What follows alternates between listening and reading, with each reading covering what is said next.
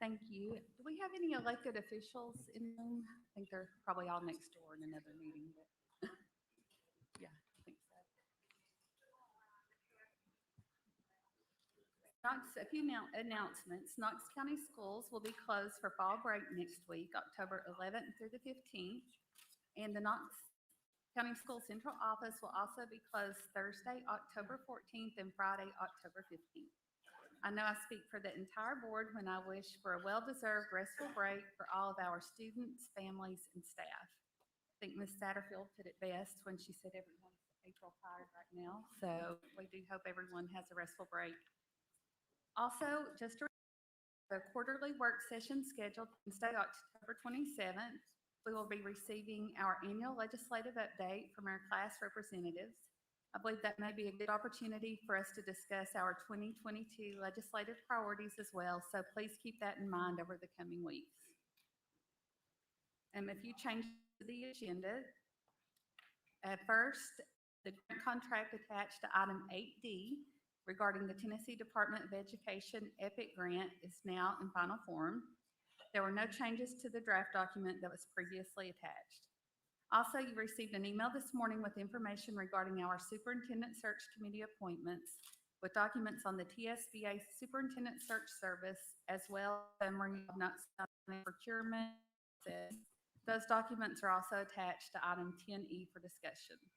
Are there any other requested changes to the agenda? Yes. Hey, Madam Chair. May I have a request for a board form be included at the end of today's meeting? Yes. Thank you. I'm just asking on the what you just talked about, the superintendent search. Do we, if we're going to make motions, do we do it at the time that comes, or do we need to make it now? At the time. Okay. All right. Any other changes? So do we have a motion to approve the agenda? So a motion by Ms. Sworn, a second by Ms. Henderson. All in favor? Aye. Any opposed? Motion carries. So we do have some special recognition of reward schools and schools exiting targeted support and improvement status tonight. And I think Superintendent, want to take it from there? Yes, thank you, Madam Chair and members of the board. And I think Ms. Thompson is, where is Ms. Thompson? Okay, she's on her way to the lectern there, so she will be making the announcements. I'd like for the board member from each district as we give the certificates to be present for a picture. Thank you.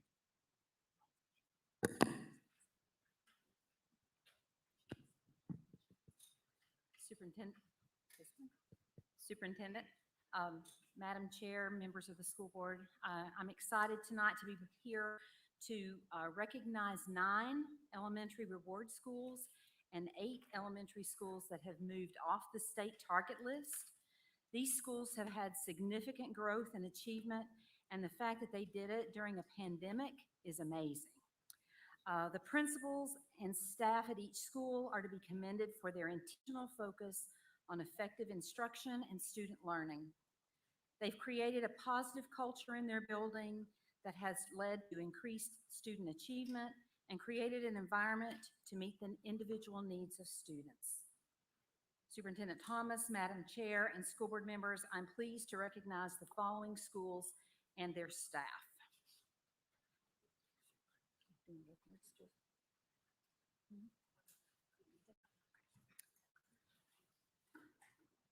Our reward schools and principals and staff, when I call your name, if you want to come forward when I call your name, we will give you the banner and take a picture. Bluegrass Elementary, Principal Jamie Campbell.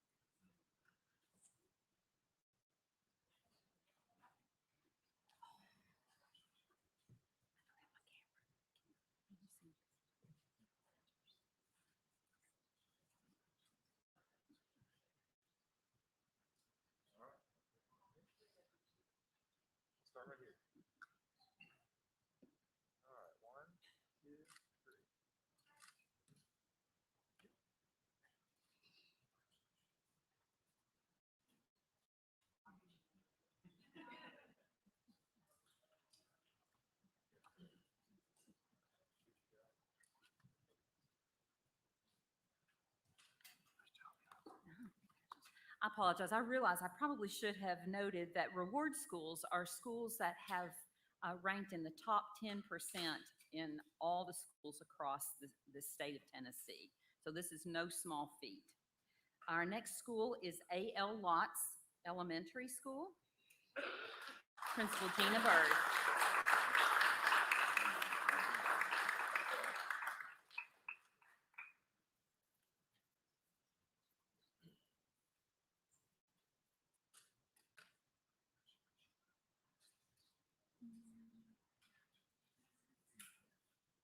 We will get you your banner. I apologize. We will get you your banner. Your banner will be presented. It was a late ad from the state. Steve Rutter sent it to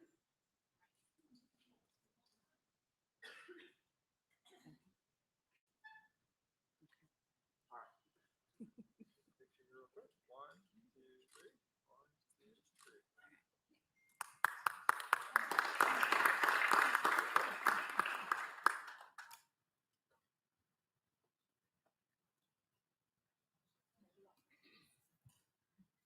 Copper Ridge Elementary. Principal Dr. Jennifer Adkins.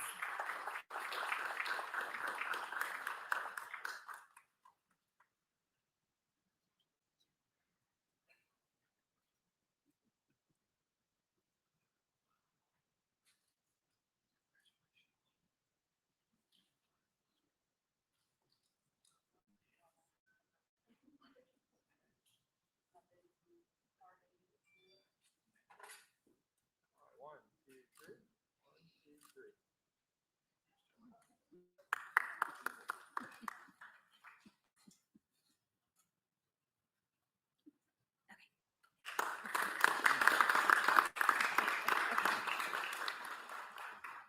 Coreyton Elementary School. Principal Aaron Maddox.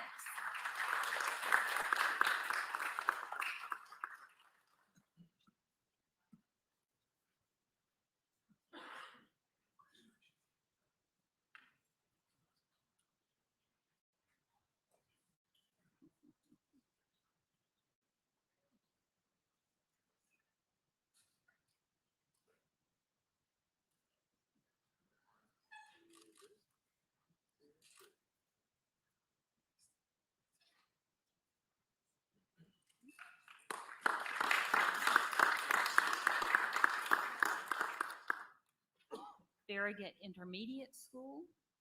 Principal Debbie Adarante.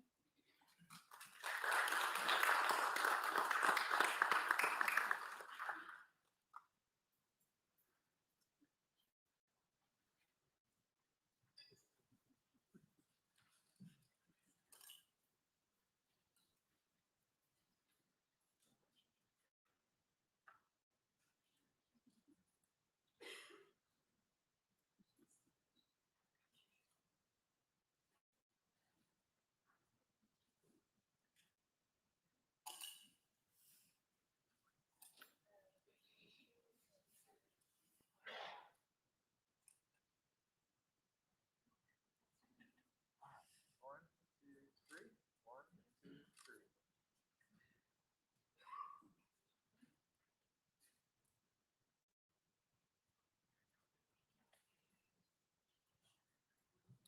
Sequoia Elementary School.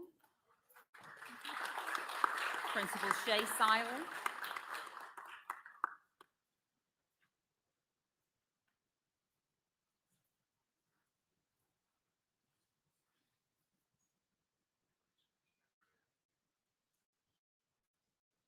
While we're getting everyone together, I would also be remiss if I didn't say that Ms. Seiler leaves tomorrow for Washington DC, where she's going to be recognized as the Tennessee National Distinguished Principal. So we're excited to have you with us.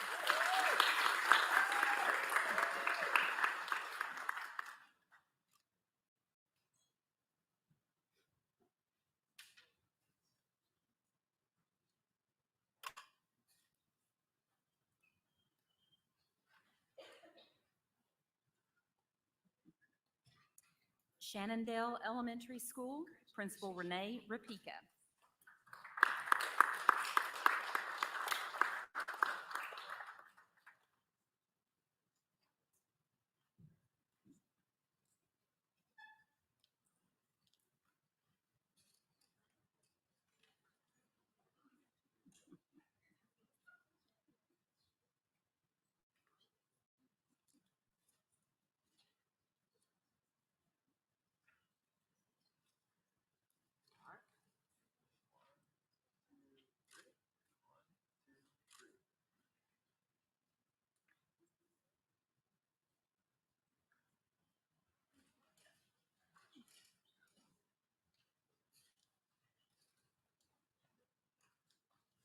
next school is North Shore Elementary School, Principal Keith Cottrell. I'm sorry, Dr. Keith Cottrell.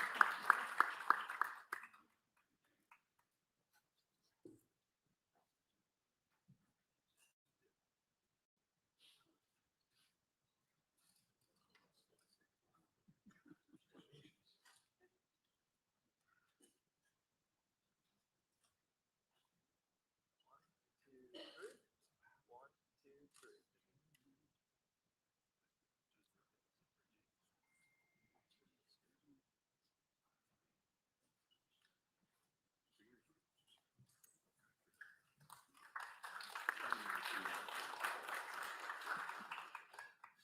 Do we have anyone here from Hardin Valley Elementary?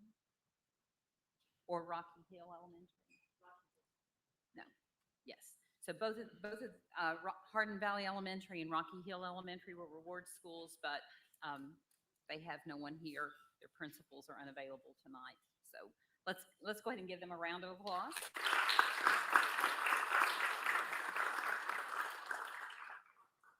All right, the next category are the schools that moved from, they were exiting from targeted support and improvement. The following schools, Cedar Bluff Elementary.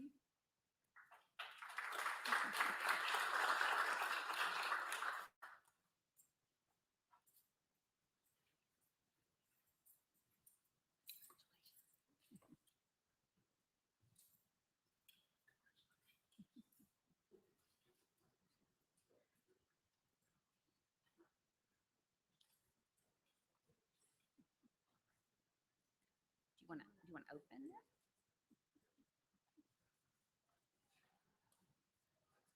All right, one, two, three. One, two, three.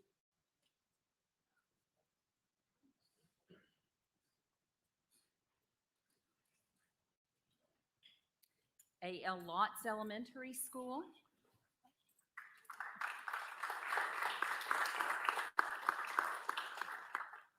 This is significant. A.L. Lotz School was a targeted support and improvement school, which meant that their scores were in the lowest 10% in some sections last year, and they have moved to a reward school. That's huge improvement. So congratulations. All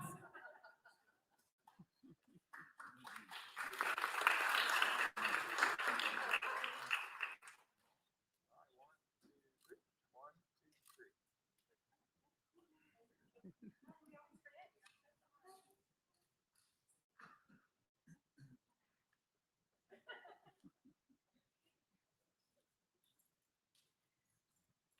Inskip Elementary School.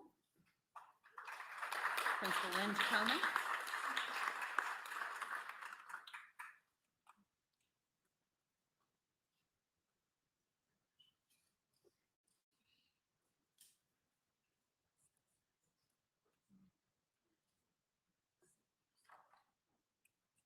All right, one, two, three.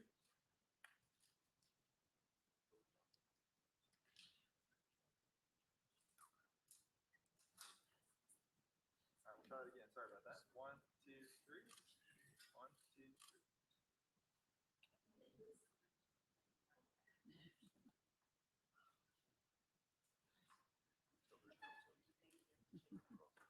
Carnes Elementary School.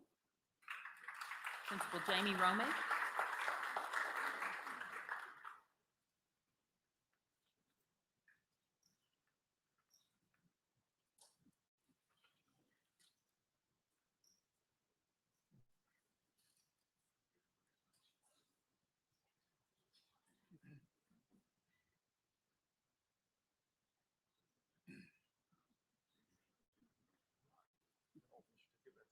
Open it up there.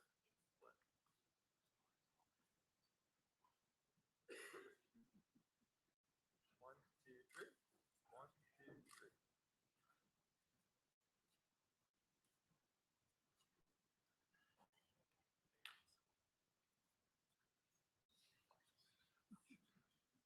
West Haven Elementary School. Principal Carl Whipple.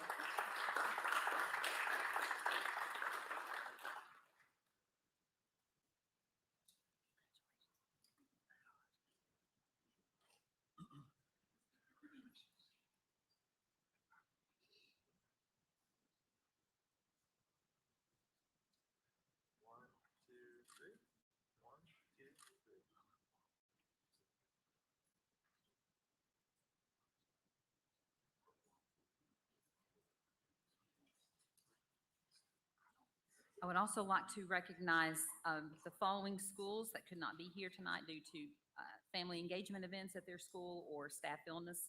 Bell Morris Elementary, Chilhowie Intermediate, and Norwood Elementary. Let's give them all a round of applause.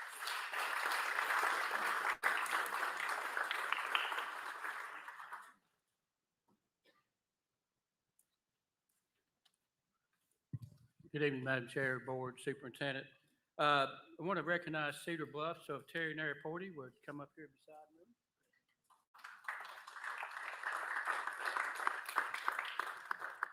Cedar Bluff, under the leadership of Principal Terry Naraporty here, has moved off the TSI list. That is a huge accomplishment. It's a lot of work, and she is one of our best instructional leaders. Cedar Bluff staff is being commended for an outstanding job. She's a true advocate for kids, her staff, and students, and she prides herself in developing relationships. I guarantee you she knows every kid out there and all their families. So kudos to you, Terry, and thank you for doing a great job, and kudos to you and your staff. So you'll take the stage. We'll get your snapshot.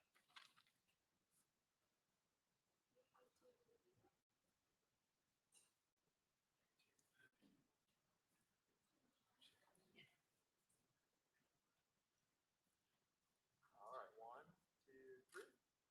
1, 2, 3.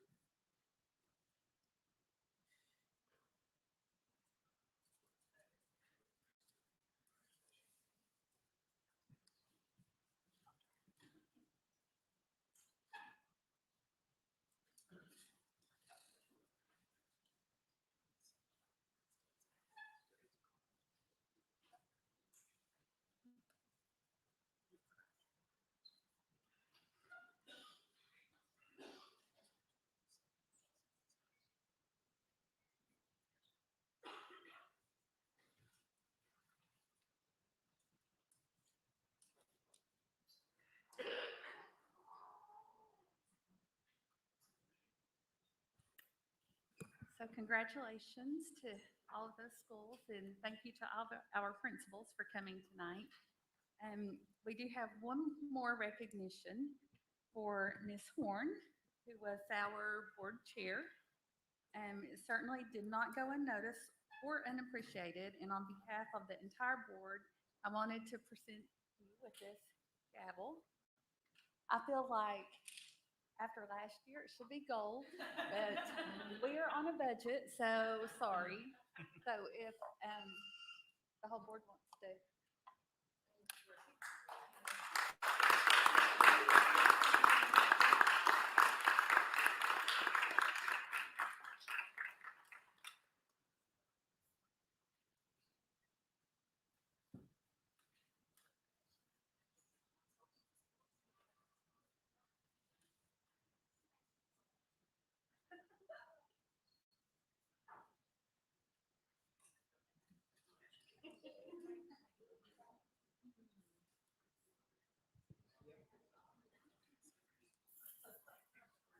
Can you get them all? Ready?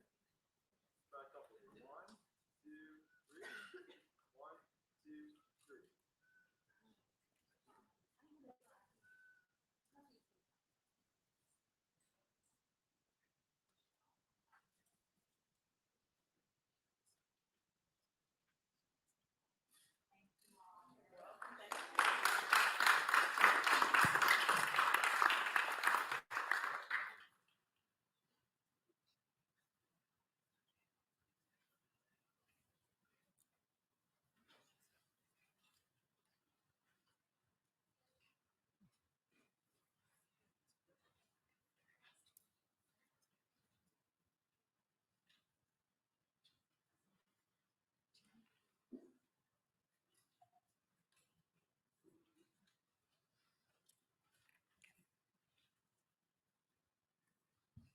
So we will turn it over to Ms. Coatney to read our regular agenda. And just a reminder that the board did have a detailed discussion on all agenda items at the September 29th work session.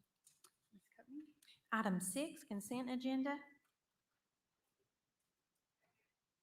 A motion by Mr. Watson, a second by Ms. Horn. Any discussion? All in favor? All opposed? Motion carries. Item 7A, approve first reading of Knox County Board of Education Policy B-180, Public Forum as amended. A motion by Ms. Babb, a second by Mr. McMillan. Any discussion? Ms. Satterfield? Yes, I have a discussion. I don't know if this is how you do it right now, but I would like to make a amendment to the motion. Is that right? Okay. I would like to move that we suspend policy B-200 requiring 2 readings and we approve policy B-180 in 1 reading.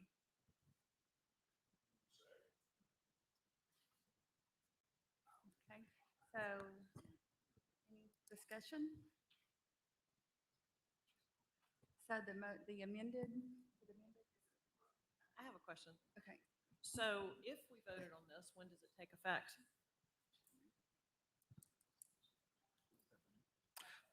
Thank you, Madam Chair. Thank you, Ms. Babb. If you suspend the policy and approve it on the first reading, then it would take effect immediately.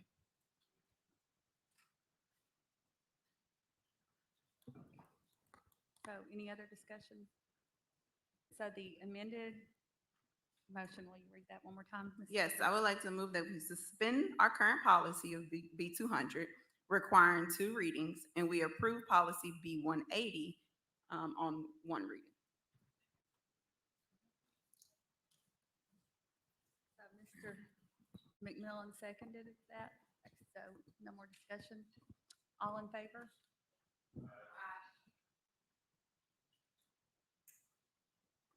Okay, so we're voting on the amended. Okay. Any opposed? Motion carries. So now we are voting on the amended motion. Any discussion on that? All in favor? Any opposed? Motion carries. Item 7B, approve first reading of Knox County Board of Education Policy D-100, Fiscal Management Goals and Objectives as amended. So a motion by Mr. Watson, a second by Ms. Horn. Any discussion? Mr. Watson? Thank you, Madam Chair. I just wanted to point out for those who have not followed this discussion in our policy review that what we're really trying to do in this is make it easier for the public to engage in our budgeting process throughout the year. We're going to get more time and start earlier. So I appreciate the administration taking the time and the effort to suggest those changes and look forward to seeing more engagement in that process. Thank you. No more discussion? All in favor? Any opposed? Motion carries. 7C, approve first reading of Knox County Board of Education Policy I-121, Enrollment in College Level Courses as amended. A motion by Ms. Babb, a second by Ms. Owen. Any discussion? All in favor? Any opposed? Motion carries. 7D, approve first reading of Knox County Board of Education Policy I-130, Work-Based Learning as amended. So a motion by Mr. Watson, a second by Ms. Horn. Any discussion? All in favor? Any opposed? Motion carries. 7E, approve first reading of Knox County Board of Education Policy I-140, Homebound Instruction as amended. So a motion by Ms. Horn, a second by Mr. Watson. Any discussion? All in favor? Any opposed? Motion carries. 7F, approve first reading of Knox County Board of Education Policy I-171, Interscholastic Athletics as amended. So motion by Ms. Babb, a second by Ms. Henderson. Any discussion? All in favor? Any opposed? Motion carries. 7G, approve first reading to rescind Knox County Board of Education Policy I-180, Adult Apprenticeship Program. So motion by Ms. Owen, a second by Ms. Babb. Any discussion? All in favor? Any opposed? Motion carries. 7H, approve first reading of Knox County Board of Education Policy I-190, Organization for Instruction as amended. Motion by Ms. Fab, a second by Ms. Horn. Any discussion? All in favor? Any opposed? Motion carries. 7I, approve first reading of Knox County Board of Education Policy I-210, Textbook and Instructional Materials, Selection, Distribution, and Care as amended. The motion by Ms. Fab, a second by Ms. Owen. Any discussion? All in favor? Any opposed? Motion carries. 7J, approve first reading of Knox County Board of Education Policy I-250, Off-Campus Trips as amended. The motion by Ms. Fab, a second by Mr. Watson. Any discussion? All in favor? Any opposed? Motion carries. 7K, approve first reading of Knox County Board of Education Policy I-290, ESL Program Policy as amended. The motion by Mr. Watson, a second by Ms. Fab. Any discussion? All in favor? Any opposed? Motion carries. 7L, approve first reading of Knox County Board of Education Policy I-370, Graduation Requirements as amended. The motion by Ms. Fab, second by Ms. Owen. Any discussion? All in favor? Any opposed? Motion carries. 7M, approve first reading of Knox County Board of Education Policy I-440, Wellness Policy, Nutritional Standards for Food Items Sold as amended. So motion by Ms. Fab, a second by Ms. Horn. Any discussion? All in favor? Any opposed? Motion carries. 7N, approve first reading to rescind Knox County Board of Education Policy I-441, Wellness Policy, Physical Activity. So motion by Ms. Fab, a second by Ms. Horn. Any discussion? Okay. All in favor? Any opposed? Motion carries. 8A, approve receipt of Tennessee Department of Education American Rescue Plan and Individuals with Disability Act grant in the amount of $3,489,598.65 and American Rescue Plan and Individuals with Disabilities Act for Preschool grant in the amount of $232,650.65 for fiscal year 2022. A motion by Mr. Watson, a second by Ms. Fab. Any discussion? All in favor? Any opposed? Motion carries. Item 8B, approve Tennessee Department of Education application and budget overview for the fiscal year 2022 elementary and secondary school emergency relief ESSER 3.0 grant in the amount of $114,112,117.74. So motion by Ms. Fab and a second by Ms. Henderson, and I believe we have public forum. Yes, on this. Madam Chair, we have 2 people signed up for public forum, and so we will start with Christina Morales.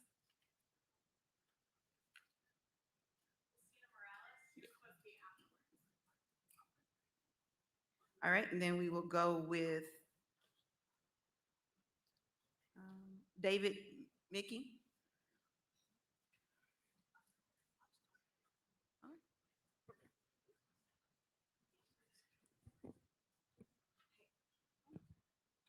All right, so we had a motion by Ms. Fab. No?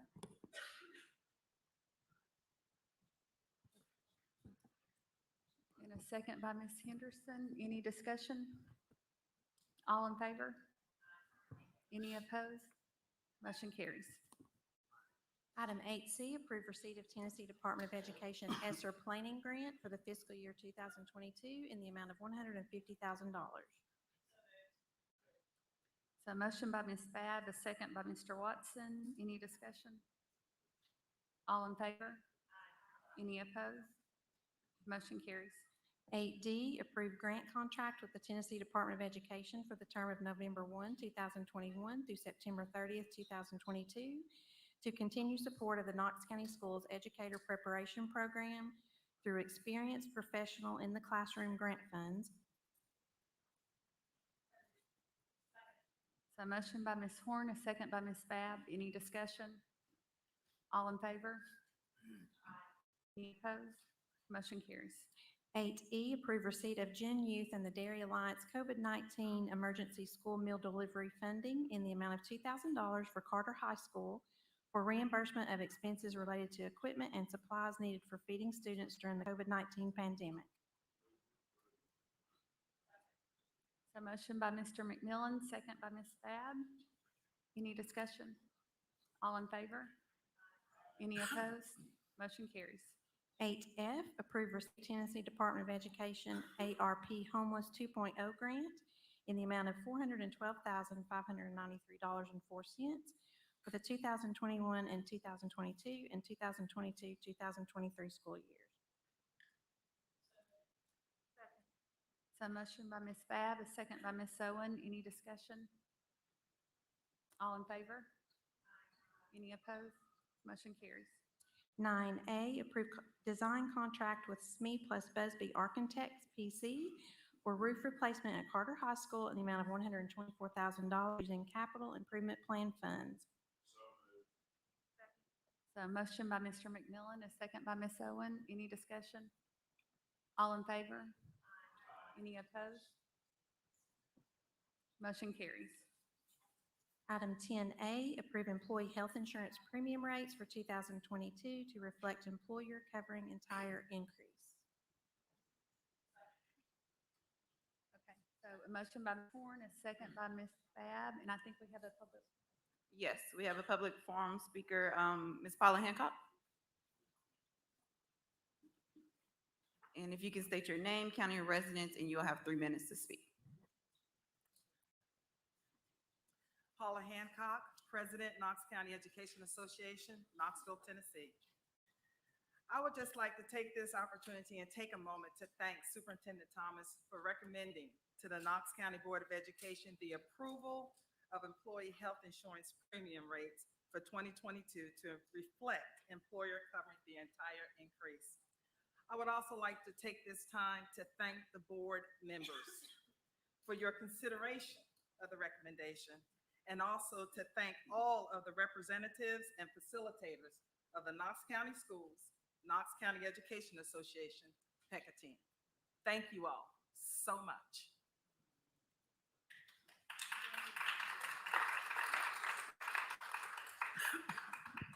So we have a motion by Ms. Horn, a second by Ms. Bab. Any discussion? All in favor? Any opposed? Motion carries. Item 10B, approve fiscal year 2021 year-end budget adjustment. So a motion by Ms. Horn, a second by Mr. Watson. Any discussion? All in favor? Any opposed? Motion carries. 10C, approve increase of $5,800 to design contract for the Gibbs High School Stadium Replacement Project. So a motion by Mr. McMillan, a second by Ms. Bounds. Any discussion? All in favor? Any opposed? Motion carries. Item 10D, approve request for waiver of career and technical education class average limit. So motion by Ms. Bab, second by Ms. Henderson. Any discussion? All in favor? Any opposed? Motion carries. Item 10E, discussion and possible action on process for superintendent search.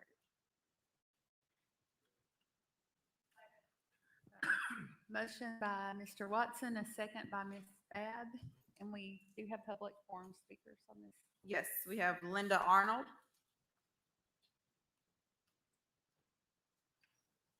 Linda Arnold.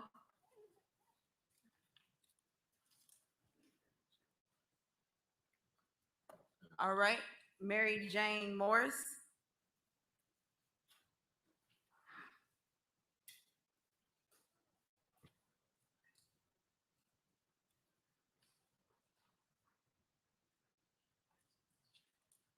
If you can state your name and county of residence and stay on the topic of superintendent search.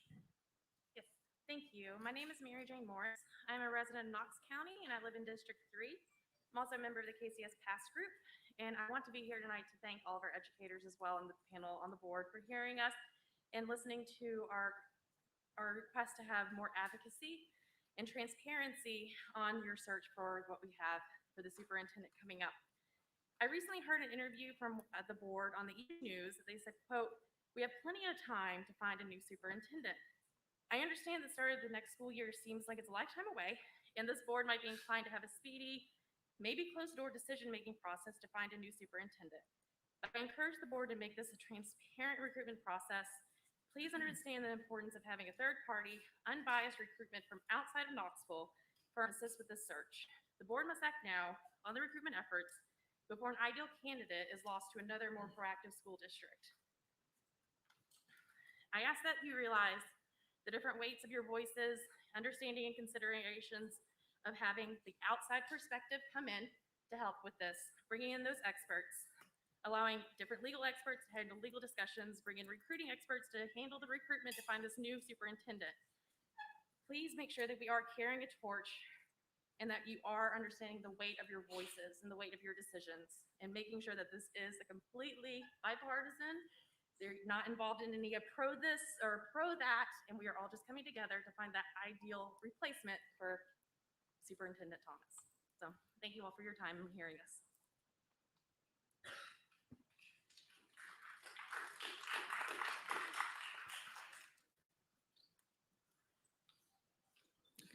That's all. Okay, so before we start discussion, I just want board members to know that I didn't take these appointments lightly. At our annual workshop, I heard a couple of people say that we needed representation from urban, suburban, and rural parts of the district. Also, the three that I recommended on this committee had all expressed very different ideas about how they wanted the search to go. I know that Ms. Satterfield had stated that she, felt like we needed an outside search firm as opposed to the TSBA, which Ms. Bounds had mentioned wanting to do at the workshop. And then Ms. Henderson came with a completely different idea of wanting a community panel. So I just felt like that kind of brought all of those differing ideas together. And that would make it a more well-rounded committee. So that was how I landed on those three. Want us to move to accept your nomination of the committee? I so move. So a motion by Ms. Fab, a second by Ms. Horn. Any more discussion? On the committee or the whole thing? The committee. Okay, so on the committee only? Is that right? So all in favor? Aye. Any opposed? Motion carries.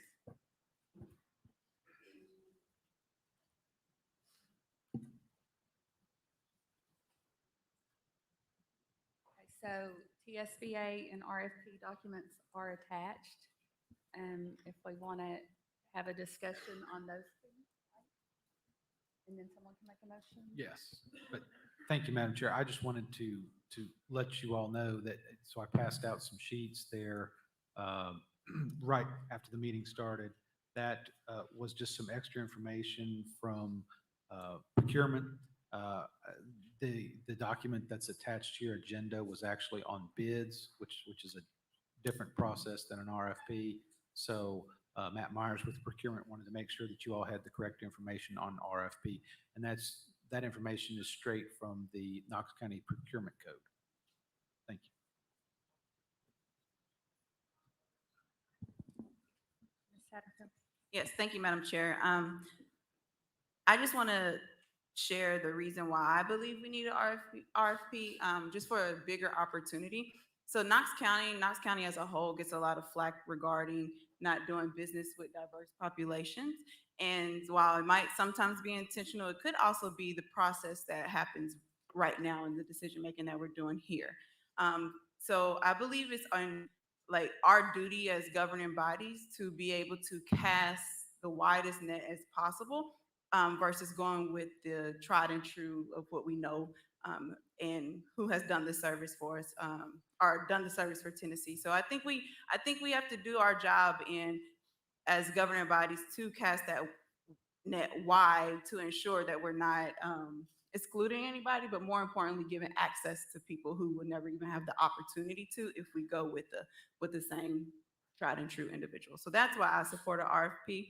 Now, we might only get 2 proposals, as we've seen previously, but we did our due diligence to move Knox County forward in doing business with representation that is not the same.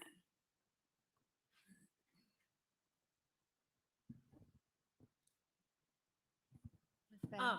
Yeah, I've kind of been mixed. I mean, I definitely support doing a third party, and I'm very happy that I think just from our discussions, it sounded like a lot of people thought that way. And then after listening to TSBA versus the RFP process, I have to say I'm a little mixed about it, but I probably lean towards the RFP because, as we listened to last week, should we not like any of the firms that come to us through the RFP process, we actually could choose TSBA. So it kind of doesn't knock TSBA out of it by doing the RFP process. So I think that kind of, I would kind of agree with Ms.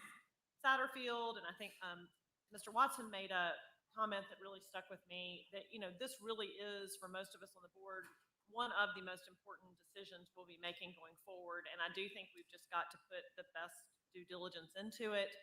And so I do think the RFP process will widen the net of firms to look at. And should we not like who is coming this way, I think it gives us the option to then go to TSBA. Ms. Horn? Thank you, Madam Chair. As I stated last week, I'm really in favor of going with TSBA, and just kind of in thinking through the reasons why. One of them is the RFP process is definitely more time consuming. So if we go through an RFP process and we don't like who, you know, if it's only 1 or 2 firms that come back and we don't go with that, then we've kind of wasted, you know, a couple of months. So that concerns me, because I think we have 8 or 9 months, but that's going to fly. So I'm concerned that could take too long. I think that it's entirely possible that if we went with a national firm, that they're going to be calling TSBA to see if TSBA has candidates that they would suggest from Tennessee. I mean, I think that TSBA is a resource for search firms across the nation who do this kind of work. So that's another reason. TSBA, we know them. We know what we're getting. We know what the cost is. We know what the time frame is. They could start right away. I took your suggestion, Ms. Fab. I liked your suggestion about calling some other districts who've used TSBA, and I actually sent several emails and some phone calls, and I got back. I was surprised how many people I heard back from, and they were overwhelmingly positive. And someone I talked to today, he said they've used TSBA twice now over time. One guy, of course, this is a school district that has 13,000 kids. They had 40 or 50 applicants. So they, a couple of them I talked to, one said that they did not cast a wide net. They only looked for the South. He said, you know, I would recommend that you look at the country, do a national search, but they had only asked for a Southern search. One said he couldn't say enough good things about TSBA, that they were a wealth of knowledge and experience, and he appreciated that Tammy Grissom drove 3 hours to present the candidates to them when they narrowed it down. And many of them did say that they were given all of the candidates to review, but TSBA narrowed it down according to whatever their specifications were. So it was very positive feedback. As I said, I'm concerned about going through the process and getting to a point where we decide that we don't like it. We've kind of wasted a couple of months.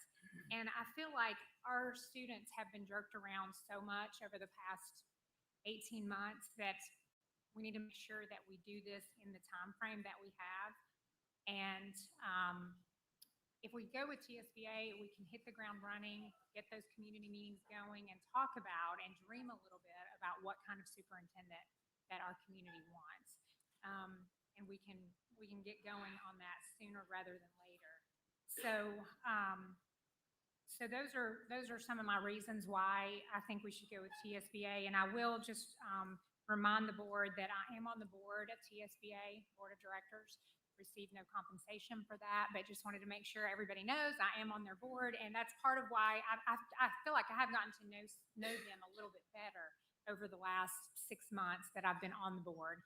And I feel like they are, I like the idea that I know them and that they're trustworthy and that we know without a doubt that they have Knox County's best interest at heart because we're a member of that organization. So I think they would have good intentions with trying to find the best superintendent for us.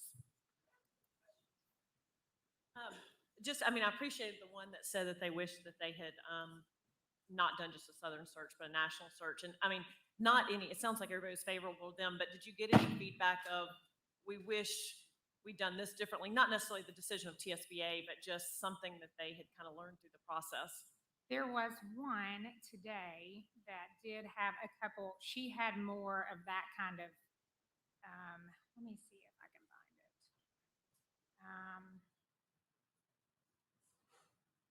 I think it's this one. She said,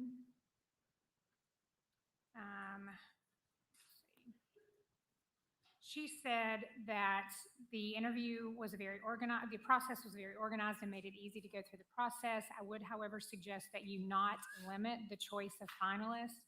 They asked the choice of finalists. They had asked them for 3, but in reviewing the applications, they felt like they would have liked to interview several others. She said they will meet with you to understand your needs, so be honest in what your expectations are. And so that was her. So basically she was saying, don't limit whatever they find, like look at all the candidates. And I think somebody else said something similar. I'm trying to see if there's anything else most of them didn't really have. Oh, another one did have one piece of advice. Consider the salary range. They didn't feel like that they put out a salary that was competitive enough to begin with. So their advice was basically, and this was a search in 2019 and in Dyersburg, and basically just said, consider your salary range and maybe even increase it 10 to 15% to make sure. He said, their experience was that people were looking at the salary range. If it wasn't what they were looking for, they didn't give it a second glance. So that was another piece of advice that was a little bit different. And that man also told me that somebody in another county did not use, I don't know what county he was talking about, but a friend of his in another county did not use TSBA and regretted that they didn't use TSBA. And I think that's about it. I mean, most of the other ones were just, good candidates. That one, the one that narrowed the search to the South, they liked 4 out of the 5 of the candidates that they did end up with that were just from the Southern region. So, Ms. Bell. Thank you, Madam Chair. I prepared some remarks here based on what we heard last week, and I would just say, to be brutally honest, I was very disappointed in procurement's presentation last week. I felt it was very incomplete and weak, and the one-page attachment today looks very complex and complicated, and as Ms. Horn said, time-consuming, and I believe takes away some board control. 2 things that stood out was when Mr. Myers was questioned, he said, we will try to develop a scope of work. And that wasn't just real reassuring to me. And he didn't seem to know a whole lot about school-related searches. The most troubling thing was when asked about the number of candidates related to the search for health positions, he acknowledged they received only 2 and later blamed it on the climate of healthcare. But I'm sorry, my feelings are, given the salary of those positions and the location of Knoxville, I feel like that's an inadequate explanation. TSBA's average candidates is 19, and even our in-house search for a superintendent last time produced 25 quality candidates. KCS is under a mandate, and I just question if we could get more than 2. And then on the other hand, if you look over the TSBA that we had attached today, Ms. Grissom last week answered and addressed all questions by this board concisely with confidence and competence, including the 13 questions that Mr. Watson submitted prior to our meeting. And then reading over the 12-page attachment today, I believe they can produce an excellent search in a timely manner for our next superintendent. So those are my thoughts on the RFP and TSBA. Thank you. Mr. Watson. Thank you, Madam Chair. Ms. Bounds, just a point of clarification. I think that the presentation last week was talking about 2 candidates for search firms for that position. It wasn't actual candidates for the position. I just want to make sure that's clear, because that would be very discouraging if they only brought 2 candidates. I don't think that process went underway yet. Also, I made some of these comments before, but just to reiterate them, I really appreciate Ms. Grissom and all the work that she did to come last week virtually and speak to the board and share the process that they have, also answer questions in advance.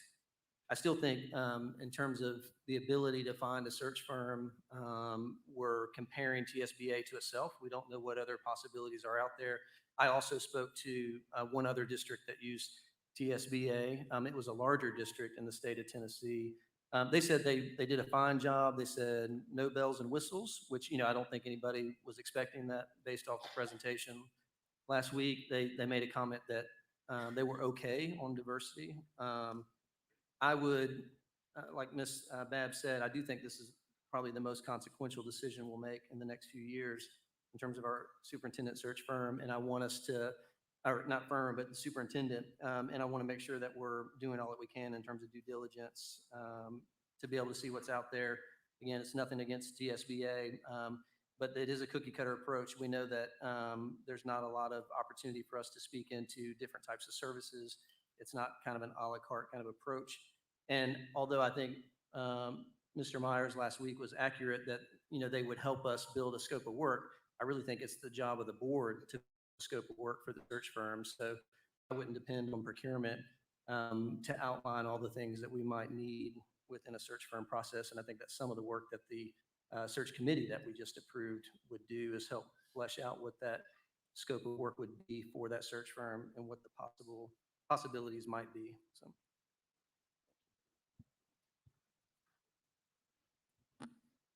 Ms. Horn. Thank you, Madam. Thank you, Madam Chair.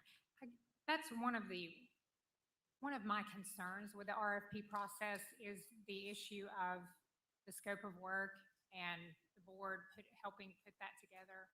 I guess my question is twofold. How do we do that, and how long is that going to take? How much time is that going to take us? Because I can see that taking longer than would be optimal and pushing us further down the line. So that's a concern for me. So when we talk about having input on that RFP, can we talk about what that looks like and what that process would be? Mr. Dupler, maybe, I don't know if maybe Mr. Myers is here, but I'm just concerned about that. I think Mr. Myers is here, and I think he can certainly speak to that. And I know that his department would do a great job. I mean, but it's really up to the board to weigh the pros and cons of each process. But go ahead. Thank you, Madam Chair, members of the board. Matt Myers, Knox County Director of Procurement. The RFP process is, the document itself is basically already created. There are several sections that we have and we use in all RFPs. What we would ask the board or the committee would be a scope of work. That scope of work could be a page, it could be 5 pages, whatever you come up with. We fold it into the document and then it's ready to go out once it's been reviewed again and everybody sign off on it. So that scope of work, I said last week we would help. We have some resources. We have our international association that we can, reach out to and see if anybody else has done that. I'm sure they have. The scope of work that we did for the medical director and the public health officer, were written in-house. We used some of the HR documents that we had as well. So when I said that we would help you, we'll help put it together, but we would need that scope of work from you all. So I guess my question is, so if the board is involved in that process, I would assume we would vote on that, Mr. Dupler. And that would be then November at the earliest. Yeah, yes. Thank you, Madam Chair. Thank you, Ms. Horn. So it could be done, a couple different ways, but I would agree that probably the best way is to put together some type of document. What I would envision, one way to do it would be for you all to submit individual, opinions on what the scope of work, what you want it to look like. That can then be put together by Ms. Coatney or somebody else administration, and then come back with some type of a document that would entail the scope of work, and then the board could vote on it, and then that way, then it would be up to procurement to do what they need to do. Okay, thank you. So we're looking at, if we did that in November, then December, January for 2 months for procurement. So we're looking at beginning in February. Okay. I think that's concerning, but that's just me. Mr. McNeil. Thank you, Madam Chair. I think I had spoken previously about my preference. I think that it's important that we find somebody who understands our expectation. Now, we share a lot of the same expectation. We maybe don't share all, because the Knox County is so different parts, different areas.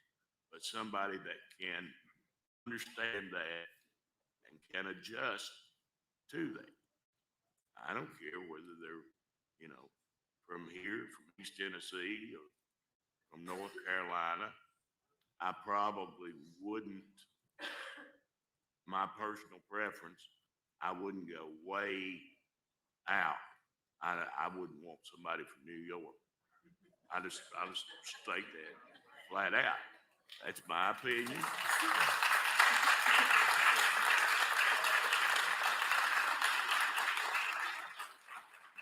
And in reference to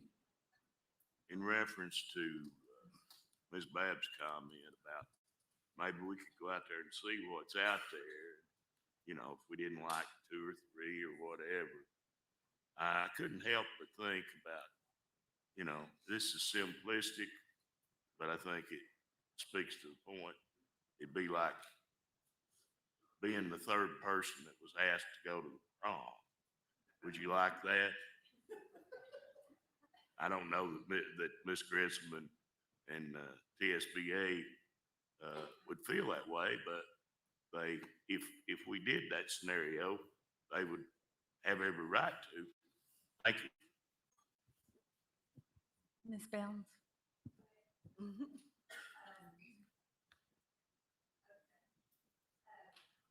I think this is highly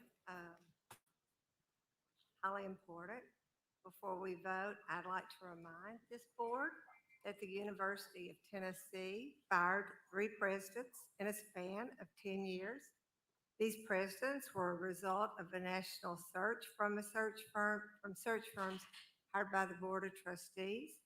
And additionally, prior to Superintendent Thomas and the board I chaired, previous boards hired national search firms, which resulted in 2 superintendents being fired, terminated, or resigning under questionable practices. So I don't think we can say that a national search firm for a national candidate does ensure success or guarantee the best. And I think we have to look at what's right in front of us as far as the University of Tennessee and the lack of success they had in Knox County schools.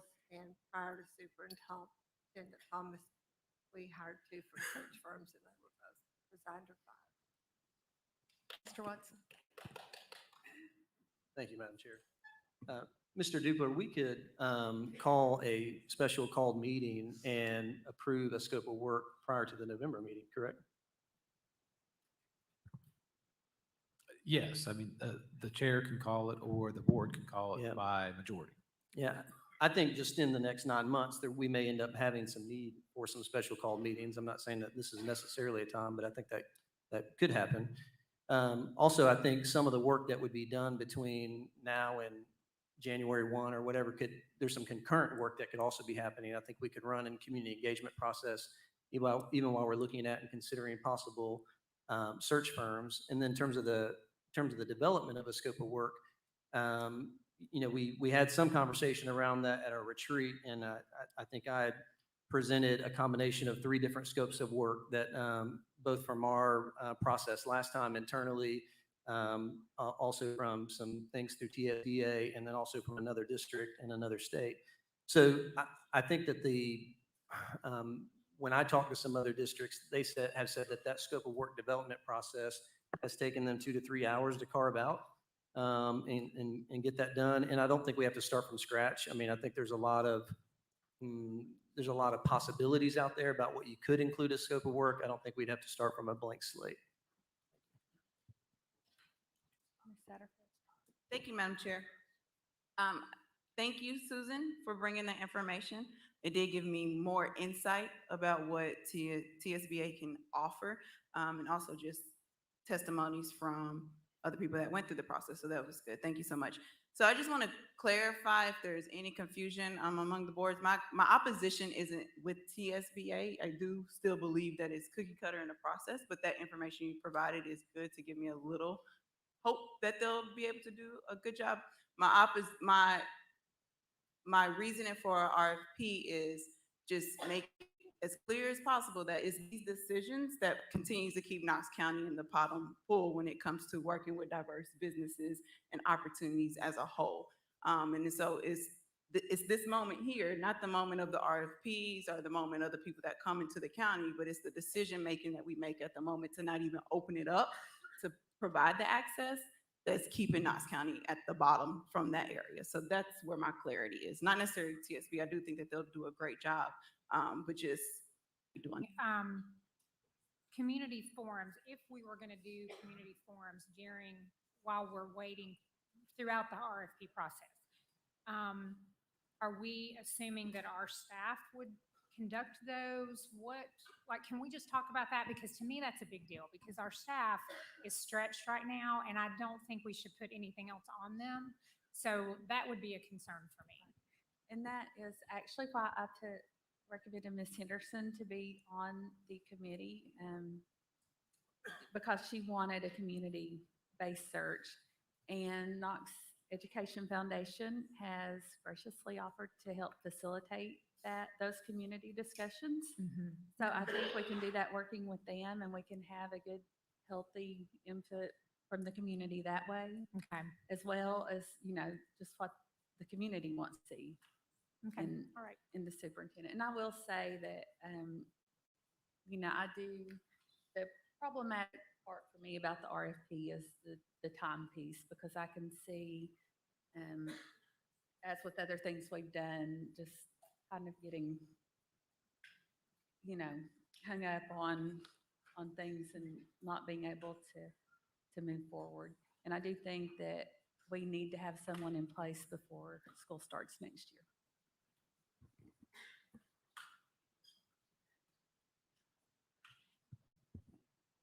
Yes. So I make a motion to go with TSBA for our superintendent search. So there's a motion by Ms. Horn to use TSBA for the superintendent search, a second by Ms. Henderson. And we want to do.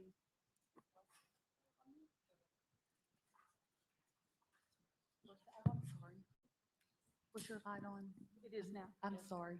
Oh, no, it's just now for that motion. If we vote not to go ahead with TSBA now, could we still vote in favor of TSBA in the future? Thank you, Madam Chair. Thank you, Ms. Owen. Yes, I mean, this vote, what I'm hearing tonight would be that you're not going to go with, if a vote no would be not to go with TSBA now, but perhaps in the future, as has been discussed after an RFP.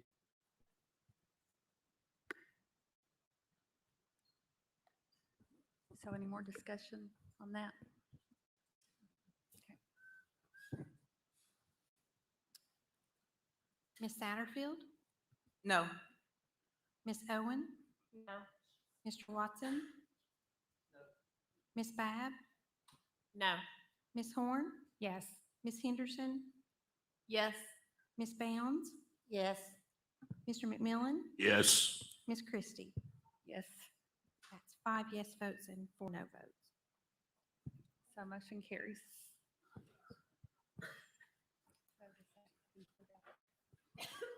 So, Ms. Satterfield?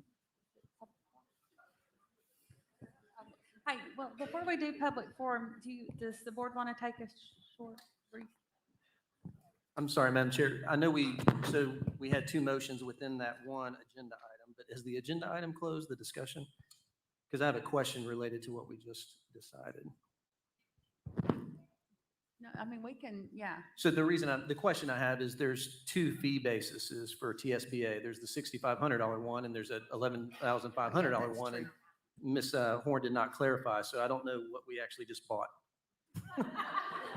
That's a good point. I make a motion to go with Plan B, which is $11,500.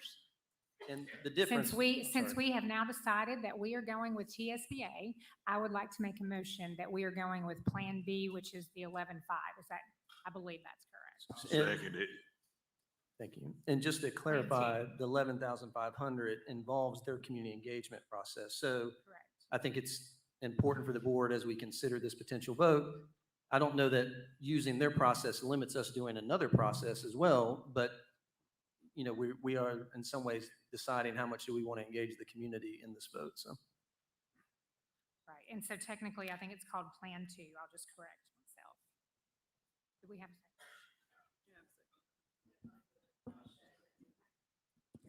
Ms. Bab? Yeah, and, you know, I mean, I was for the RFP, but I mean, I think TSBA can do a good job too, so it's not like I'm upset about this vote. I would like, and I guess I'm probably talking to the committee members that we have elected, is to maybe talk to TSBA. I mean, I'm going to support that we go with the Fuller project, but even on the, I feel like a lot of our discussion has been around wanting community engagement and involvement. And I do think when we talked to Tammy, it seemed a little cookie cut. That was probably my biggest, like, we just do it this way and everything. That maybe we could talk about some expansion of their services, even if it costs a little bit more, or if there's more of we can engage another group to do further community engagement. I would just kind of like that discussion to happen with them. Like I said, I do think that they can do a good job for us. I think maybe just exploring a little bit of their cookie cutterness and if they can expand to work with maybe some other things that we want. Ms. Owen? Thank you, Madam Chair. I'd like to suggest a friendly amendment to include community input facilitation with the Knox Ed Foundation. In addition to what TSBA does? Yes. So TSBA's Plan B, and when we talked to Tammy last time, she said that she could include whatever feedback we wanted to put in with it. So to include the community input that was discussed, done by the Knox Ed Foundation. So that wouldn't be any more for TSBA, but it would get that. Yeah, I'm fine with that.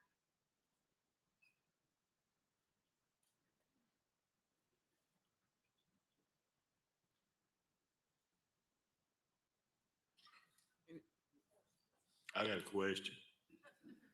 What exactly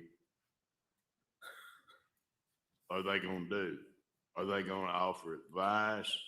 Are they gonna be as a secondary.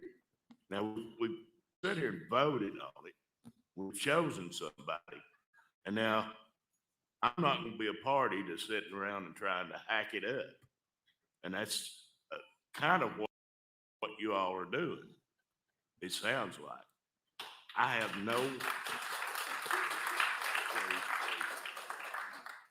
no qualms with them offering their opinion.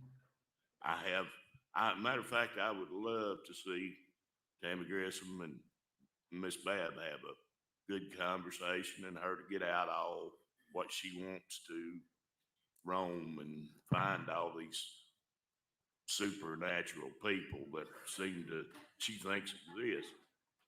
But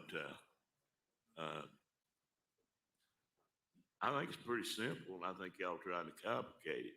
Now, as far as a little bit more money, if you want to do something, if Tammy wants to take it up to, what was it, 11.5, so somewhere 11 something. If we want to take it up to 20,000 or 25,000 and do some expanded work, but I want them to do the work. I don't want to, I don't want to help her over here. Do what? So That was actually what I suggested, Mike. just to touch base though on the work Knox Ed Foundation, I mean, they are in our community. Well, they're doing fine. this. They're I mean, fine. they got the input for the ESSER funding. They just facilitate the community meetings and bring back to us what the community. If that's what they do, I'm fine with that. But as I've said before, I want somebody that understands East Tennessee, Knox County values. Now, you could be a superintendent in some of these counties where it would just be like, you'd have maybe 2 or 3 high schools and a few middle schools and elementary schools, and it's nothing. I mean, compared to what Knox County is with the number of people that we employ, the number of kids we serve, and people move from other counties because they don't have the services that we offer. And they've done it for years. I'm not complaining about it. I'm just saying it as a statement of fact. We're the 3rd largest district in the state of Tennessee. And I think we're probably in the low 70s. About 5 or 6 years ago, we were the 75th, I think, largest district in the entire United States. So I have no problem with you getting extra input, as long as everybody understands what we're doing and what we want. Thank you. And I'm gonna go to Ms. Henderson first since she's not had an opportunity. Thank you, Madam Chair. I just want to agree with what Ms. Christie said. KEF is in our community. They are in our schools. But maybe our committee could work with TSB or work with KEF and negotiate kind of their role and then bring that back. Maybe that's something that the committee could work on and bring back to the full board, just a suggestion.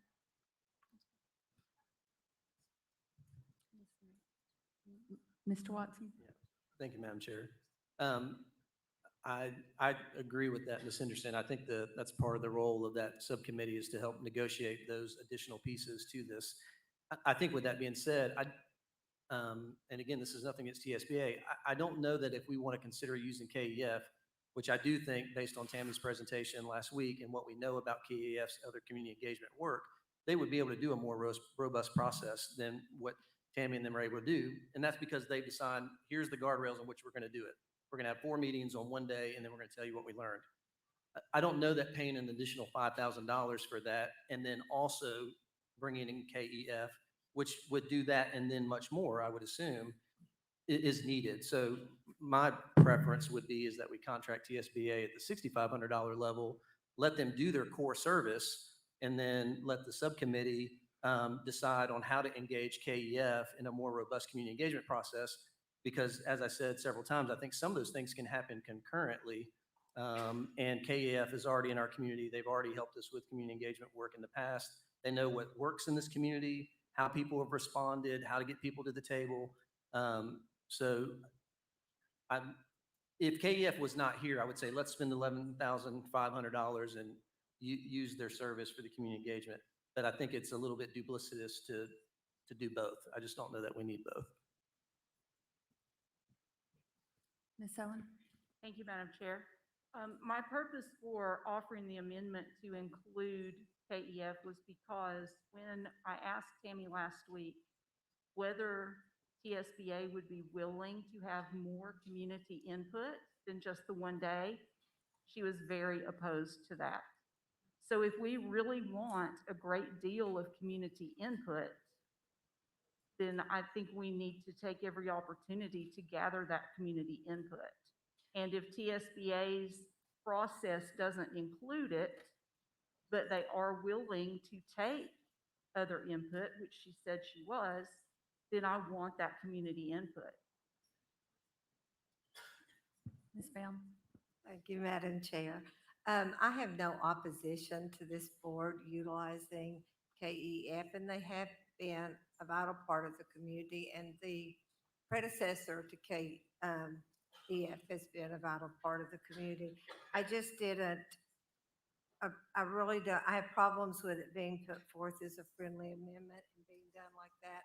I thought Ms. Henderson's suggestion was much better, and bringing it back to the whole board. And I think that puts us also in singling out one group. I mean, are we, the amendment before us is only for KEF, but that kind of singles out one specific group, and I would rather just do it in a framework other than a friendly amendment. But that's just my opinion. And I would have to go back and pull up the 12-page document, which I don't have in front of me. But I thought, and Ms. Horn may be able to correct that, I thought the $11,500 included more than just the community input. So if that's the case, I would support the $11,500. And there were some additional costs in there for TSBA for, I don't remember what it was now, but I thought it was a good idea. So I think we would have to cap, maybe like we did last time, the amount of money we're going to spend on a superintendent search, but this would be the baseline. And I think Mr. Watson indicated that KEF would do their work at no cost, maybe. I'm not sure about that, but anyway, I don't think we should use this approach in a friendly amendment and bind TSBA's hands. That's my thoughts. Mr. McMillan?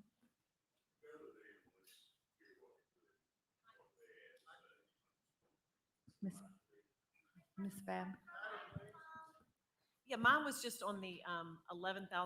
I think I sort of agree with Patty that I felt like there was more than just. I have it right here. It's attached to our agenda. So is the only difference, once again, what is the difference between?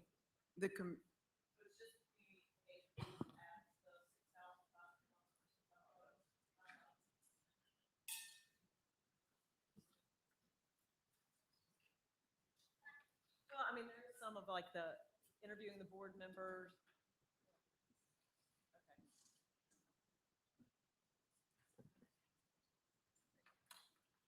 Mr. Watson? Yes, Madam Chair. I was just going to say that there's 5 bullet points for the additional $5,000. It reads, provide all services listed in Plan 1, which would be obvious. Conduct employee and community meetings, conduct individual interviews with each board member, and then report the results to the board. So for that $5,000, the only thing that I think we're guaranteed in the additional services is the community engagement piece. And so again, I would recommend, like Ms. Bounds as well and Ms. Henderson, that the committee be tasked with trying to figure out how to do that community engagement piece with the support of KEF. And I don't know that we need the additional $5,000 in services from TSBA.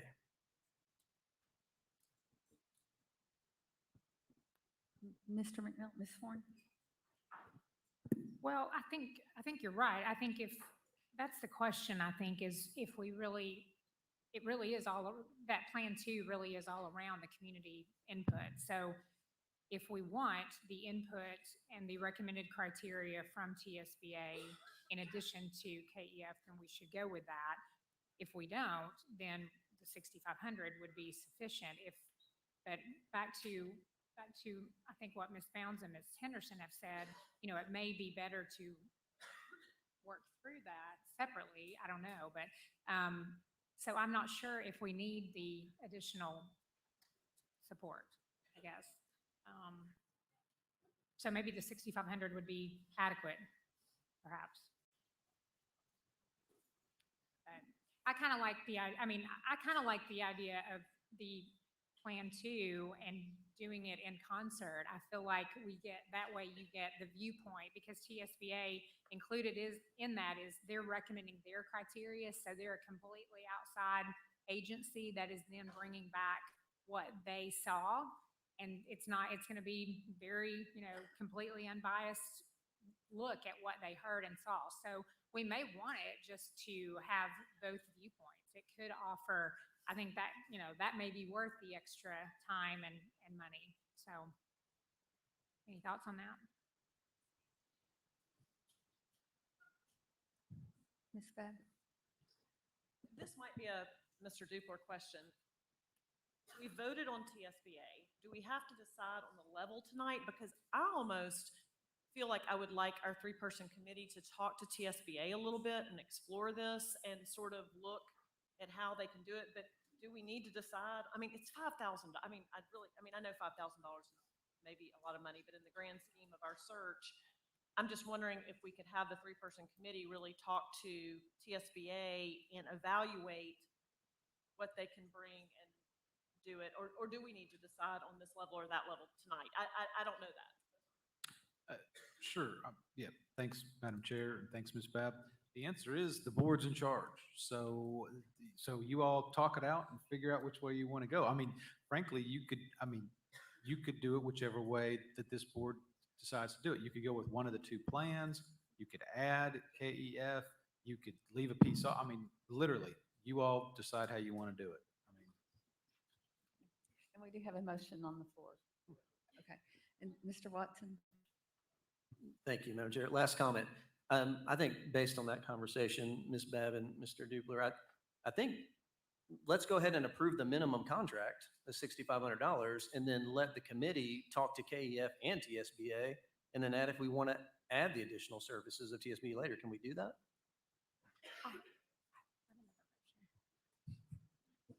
Should I withdraw my friendly amendment? Is that easy? I mean, yeah, somebody's going to have to, withdraw something and then, you know, Okay, or agree one or on that both, or, withdrawal. yeah. Well, you're next. Do you want to? Or are you going to make another motion if she's withdrawing her? Okay, amendment? so the your motion that we have on the floor is to approve Plan B, Plan Right. 2. So my thoughts are this: I could offer I could amend my motion to approve this contract with TSBA up to $11,500, which would then give the ability to our three-person committee to determine which one to go with. Second. Okay. So that's my official amendment. Wait a minute. Okay, but Mike wants to speak. Mr. McMillan? So the committee would decide whether it was 11.5 or 65. You know, as Mr. Dupler said, the board's in charge. And it appears to me that the people who lost just are very slyly sophisticated, trying to hack into it again.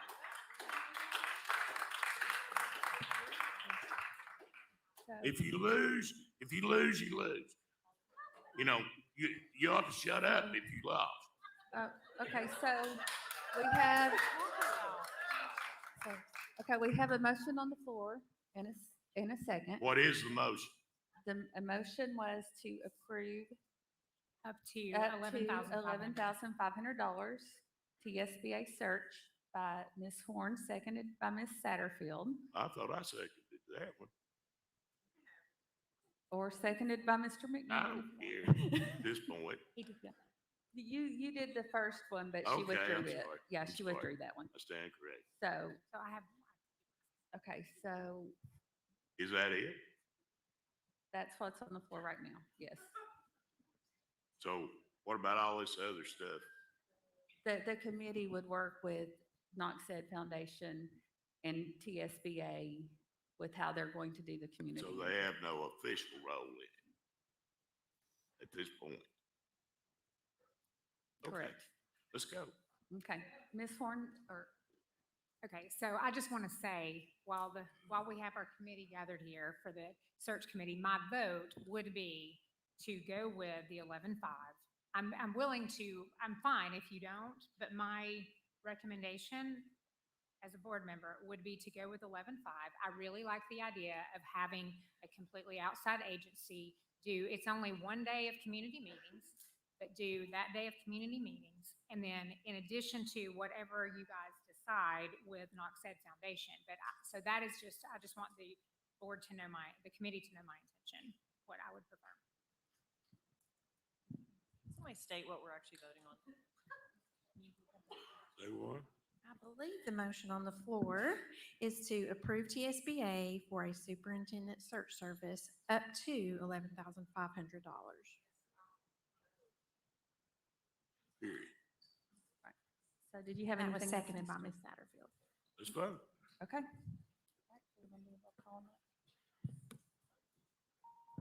Ms. Satterfield. Yes. Ms. Owen. Yes. Mr. Watson. Ms. Babb. Ms. Horn. Ms. Henderson. Ms. Bounds. Mr. McMillan. Yes. Ms. Christie. That's 9 yes vote. Did you have something else, Mr. Watson, about that? Well, again, I think the original motion is still on the floor for the discussion, so I just wanted to bring up one more point for the subcommittee to be considering as they do their work, since we don't meet together often. Is that okay?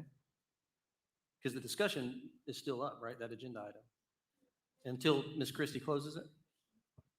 Yeah, I think the discussion was which TSBA claim we were going with. So what? I was talking what about were the you- actual agenda item, which is discussion Okay. around the superintendent search. And I just had one comment for Okay. the committee to consider. Okay. Yeah, so, and I don't think this has come up in any of our conversations yet, but I know one of the things, I would assume one of the things that the committee is going to be doing is considering timeline for the hiring. I know that superintendent has announced that his retirement would end at the end of June, which means if we hired somebody that would start, let's say, the next day, then they basically have a little more than a month before the start of school into that role. I talked to the superintendent this past week to see if there's any precedence into overlapping time with superintendents. I would advocate for us to consider hiring a new superintendent by the close of this current school year and having some overlap. That's been done in the past. Here, obviously, we would have a little bit of overlap in salary during that time, but I think it'll be worth it to give that superintendent, if we can make that timeline the whole summer to engage. So I just think that's an important consideration for the committee to consider as they're developing the timeline, is to possibly think about overlapping some of that time toward the end, so. Okay. So we are going to take a short break before we do public forum. Is that? Okay, 6:45. We will come back at 6:45.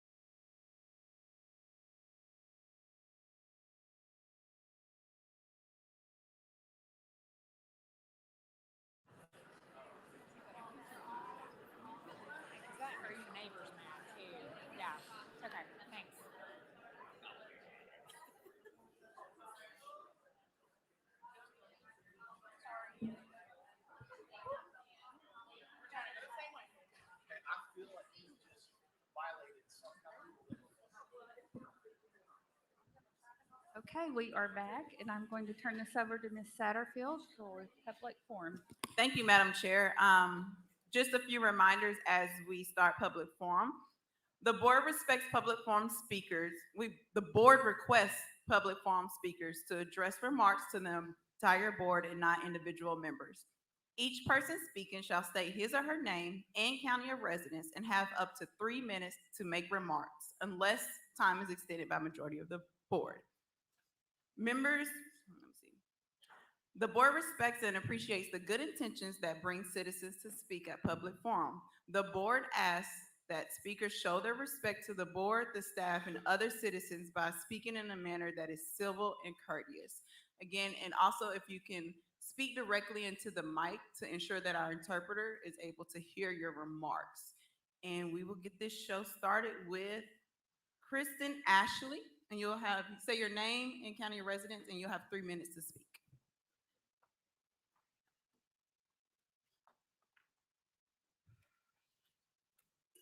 I'm Kristen Ashley, and I live here in Knox, but I'm in the Gibbs area.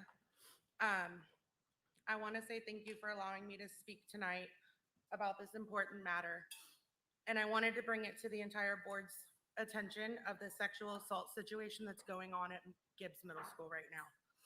I have left messages and emails, and they have gone without response. So I have come in front of you tonight so that this situation gets acknowledged. And when I say that I have sent emails to Jason Myers, Carly Harrington, Lori Driver, Mike McMillan, Florence, I don't want to slaughter her name. Jai, sorry. Renee Kelly, Dr. John Razaus. He's the assistant superintendent. Ross Oakes and Mr. Bob Thomas. Those are the emails that I have sent, and they have gone unresponded. September 23rd, 4 8th grade girls have come forward of being sexually assaulted on campus by another girl. And now, as of yesterday, we are up to 8 victims, but only 7 have come forward because the other girl is too afraid to come forward. This morning, I was made aware that there is possibly another victim coming forward, and who knows how many more. These are just the 8, maybe 9 that we know of right now. The school, Candace Greer, the head principal, has not done nearly enough to ensure that these girls are safe on her campus or for future situations. Ma'am. Excuse me, if you can not mention names. Oh, okay. It's fine. I apologize. The solution at the school is to either keep the girls in the same class but separated on 2 separate sides of the room, or to change these victims' schedules. And that is absolutely not a solution. Why is it okay for the victims to be re-victimized and nothing happening to this predator? I'm sorry for calling this child a predator, but that is what she is. In cases of school shootings and violence and of other nature, a counselor is brought in for the victims and the other students that need to, so why is this not happening now? Us parents have been given the runaround, and we feel that the situation is not being properly addressed, and I was actually threatened by Gibbs Middle School with legal action because I threatened to take my daughter out of school for her safety. On October 5th, there was a case in California of a 13-year-old boy who was arrested just on suspicions of sexually assaulting. Thank you. We do have to end this now. Thank you so much for coming. Next, we will have David L. Sorry about that. If you can state your name and county of residence. My name is David Lochuk, and my county is Knox County. I've been getting a lot of calls, seeing a lot of mothers and parents crying during the mandate that came out, and kids being frustrated and parents not knowing what to do because they're back in the corner with no options. I take the word mandate to heart very strong, especially being born and raised in this town. where I've had nothing but freedom to live my life the way I see fit. I have a small speech that I would like to read. In 1986, liberty, freedom, and the American dream was pursued by a great man, putting his life on the line. Faced with death, he pushed forward through gunfire, hypothermia, and the risk of drowning while swimming in hope of escaping then communist Romania. Without knowing English or what was next, he kept faith in God and focused on giving his family freedom. That wasn't available to them or anyone during the communist regime in Romania. That great man was my dad. Today I stand here with a heavy heart. I can see the direction that these one-sided mandates can lead us to. I can see the beast that is after our freedom, but I also can see hope. As a free nation, everyone has their God-given constitutional rights to implement safety precautions for their own families and themselves, while others have the free will to do for themselves without any mandates infringing on their belief of freedom. These mandates are a slippery slope leading us all away from constitutional freedom and right into the belly of the beast. We must stand united in the constant protection of our already torn fabrics of our freedom. We need to set a precedence for our future generations. Segregating our children for standing up to protect freedom against unlawful mandates and to use them as pawns in a fight for fair freedom instead of this being a fight for adults. Dear children of our great nation, stand strong, for to stand for truth is not easy, but know you are supported and your tears weigh extremely heavy on your parents. Do not let someone tell you that standing for freedom is wrong, because our nation was built off all brave acts to stand for justice in the midst of unpopular opinion. God bless the parents who are frustrated, hurt, worried, and who have shed tears in fear of losing their constitutional rights for their children and themselves. I stand here today, united with others in the pursuit of freedom against unconstitutional mandates, and we stand for the innocence and rights of our children. Next, we'll have Kevin Hill.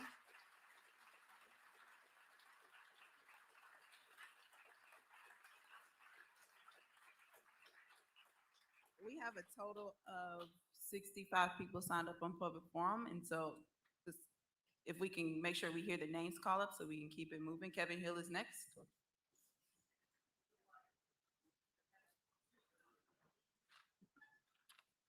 Kevin Hill, Knox County. Over a year ago, citizens warned you that you would be in this boat if you made the ill-informed decision to violate the constitutional rights of the students and staff of KCS. But because you did, now, instead of making the robust arguments necessary to counter this distortion of the ADA, your lawyers' hands are tied by your past actions. Had you resisted tyranny a year ago, for that's what it was, this lawsuit may have come sooner, but then you would have been able to argue the right defense, that the accommodation was too burdensome because it causes KCS to violate constitutional rights. For sure, the fault additionally lies on other people's feet, the Board of Health, the County Commission, the governor, but their bad actions didn't justify your own. The board's and so I'm here tonight. Other people are going to give you solutions. I'm here to point out another way you violate rights every meeting, like the one you just stated a second ago. The board's policy that in public forum persons are prohibited from addressing individuals or using caustic language is a violation of the First Amendment, and that has been attested to on at least 3 occasions by the U.S. Supreme Court. In Connick versus Myers, speech on public issues occupies the highest rung of the hierarchy of the First Amendment values and is entitled to special protection. In New York Times versus Sullivan, debate on public issues should be uninhibited, robust, and wide open, and it may well include vehement, caustic, and sometimes unpleasantly sharp attacks on government and public officials. Criticism of their official conduct does not lose its constitutional protection merely because it's effective criticism and hence diminishes their official reputations. And Davidson versus Randall, in the context of all alleged First Amendment violations, in particular, this court has found that a challenged action by a governmental official is fairly attributable to the state when the sole intention of the official is taking the action was to suppress speech critical of his or her conduct of official duties or fitness for public office. So I can't tell you you have ugly shoes, but I can tell you by name you do a terrible job. I would think we, the people, absolutely do have the right to publicly address officials, specifically by name during public meetings, no matter if you personally disapprove. You remain accountable to the public. In our current highly litigious environment, one would think the board might conduct itself a bit more prudently than these foolish policies. I can almost assure you the law department will say, well, wait until they sue. But is that truly the proper conduct of an elected official, someone who has made an oath to defend the Constitution? Next, we'll have Caitlyn Jones. Caitlyn Jones.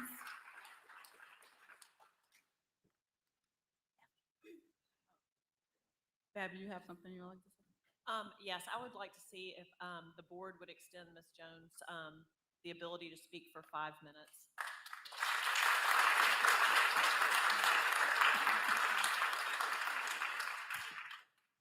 If we do that for her, should we not do it for other people?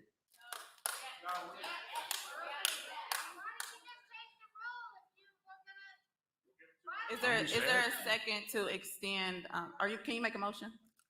I would like to move to let Ms. Jones speak for 5 minutes. She reached out to me today and had some reasons that she would like to speak for 5 minutes, and I said I would ask the board, and it's up to the board to decide whether they want to or not. Thank you.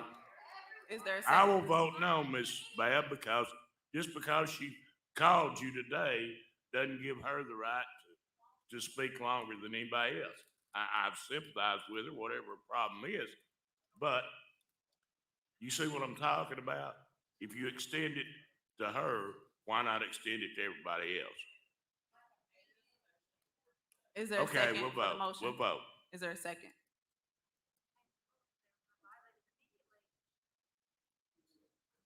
Motion fails. Ms. Caitlyn, you have 3 minutes.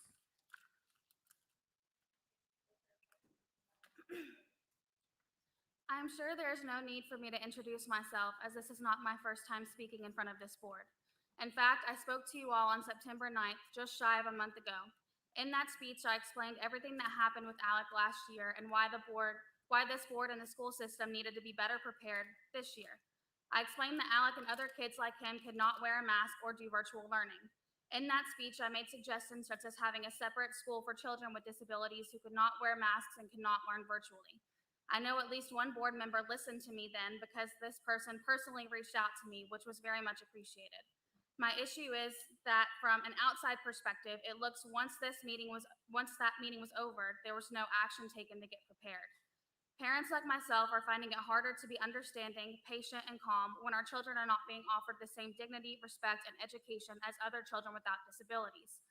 On Monday, Alec was sent home for his inability to wear a mask. I would like to ask this board, as well as any other person in this district or even in this room, that you feel that that Alec's doctors are wrong when they say Alex should be exempt from wearing a mask.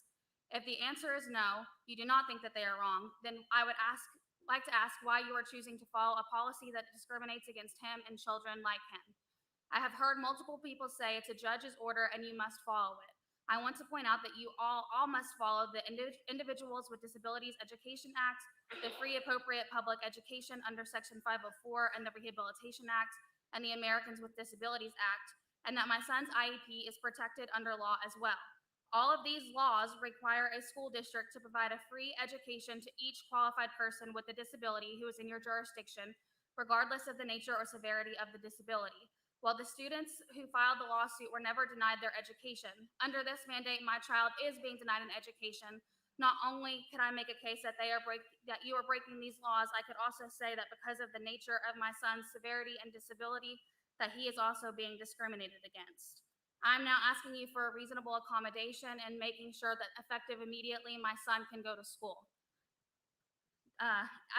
It is no longer an acceptable answer to say that you are working on filing amendments and petitions.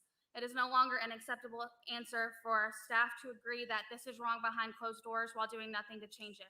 It is no longer acceptable to not allow children into the building who are unable to wear masks. It is no longer acceptable for children with disabilities to have their IEPs and 504s broken because your hands are tied.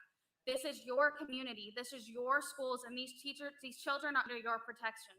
You are supposed to be teaching them. If you are unwilling or unable to tell Judge Greer that you will not comply with the discriminatory part of this mandate that he has passed down upon our kids with disabilities, then I ask that you turn in your resignations and allow people who will fight for children with disabilities, they will fight for children with disabilities. Thank you, Ms. Jones. And I do want to. Ms. Jones, we'll have Lauren and Jericho next. I'm not meaning to. Lauren and Jericho. Next, we'll have Ingrid Maddox. Ingrid Maddox.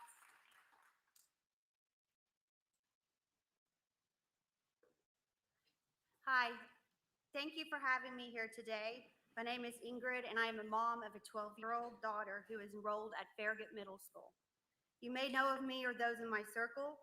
We have been the ones to show up every day and have consistently taken a stand to voice our First Amendment rights of grievances of the government for the mask mandate in Knox County.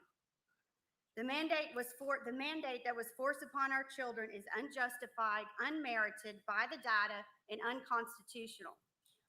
I know that you have already voted on this as our local government for a freedom of choice by the parents, as the parents know best. We are all aware it was an injunction by Judge Greer that forced this mandate. This is why I'm here to support you, to be a voice of the people, so you may hopefully create legislative change that we, the people, do not want a mask mandate on our children. And I hope our voice and our stand and our presence helps you make a difference in the court systems.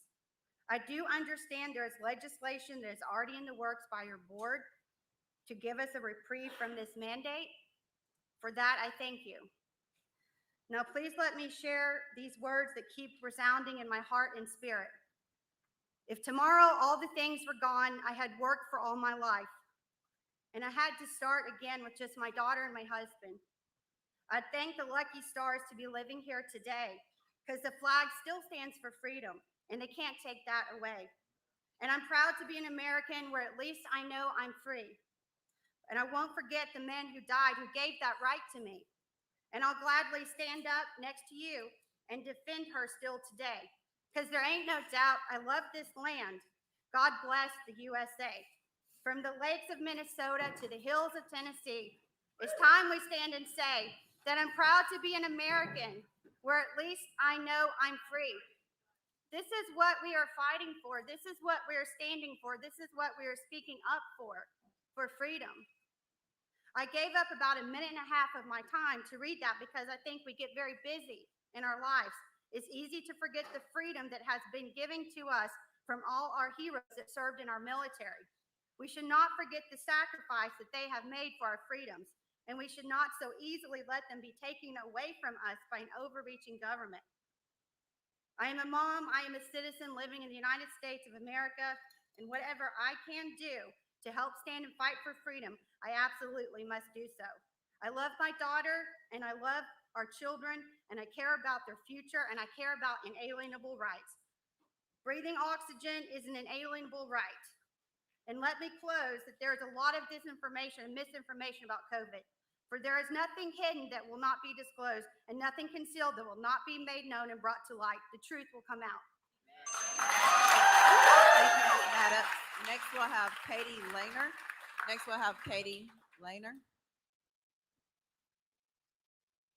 All right, is Katie here?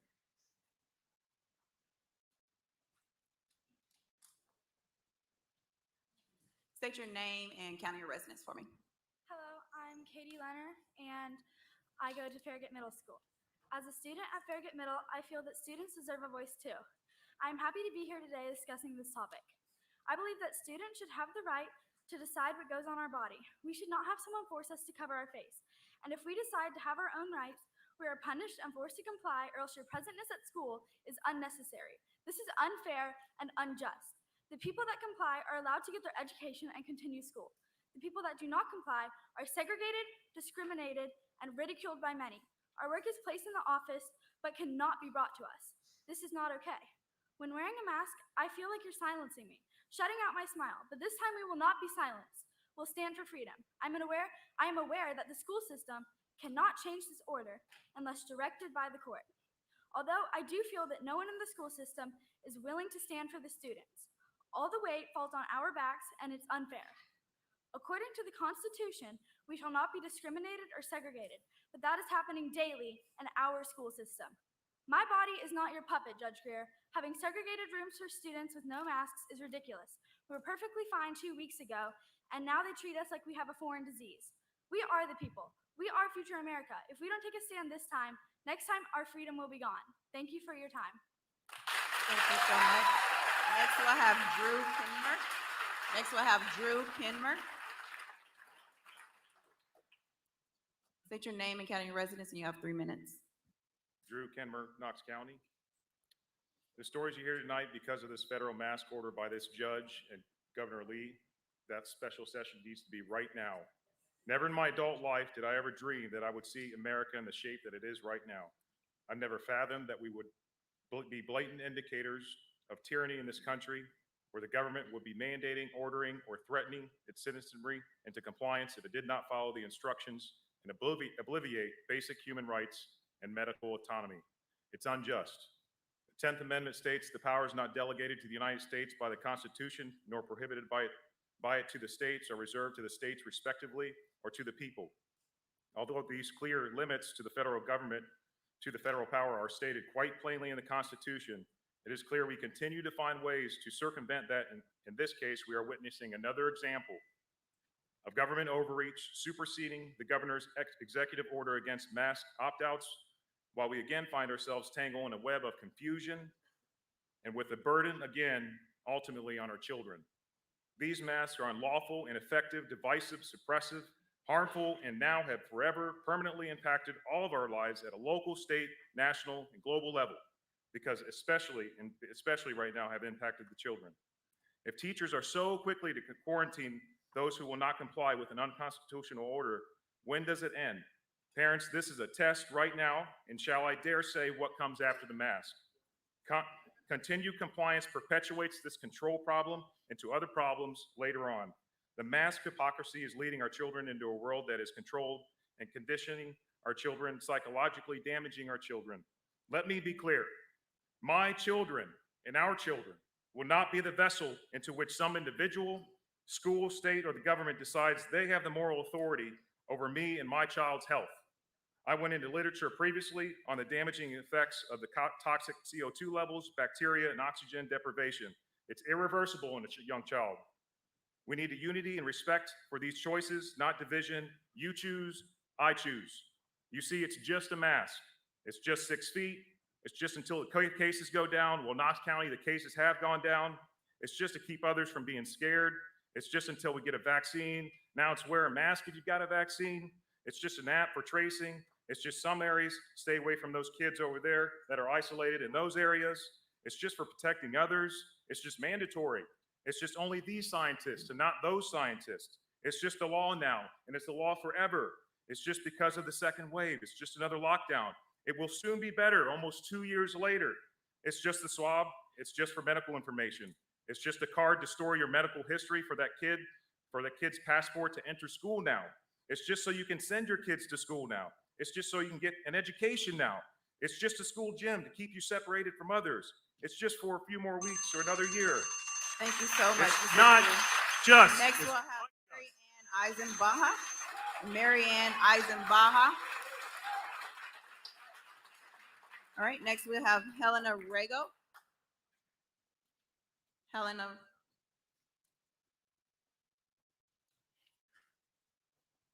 You can state your name and county of residence, and you have 3 minutes to speak. Good evening. I'm Helena Rigo, and I'm a Knox County resident. Is this where I pick up my FBI agents? Let's go, Brandon. I'm really trying to show grace with this situation, but now apparently showing grace is a microaggression in our beautiful Woketopia of ours.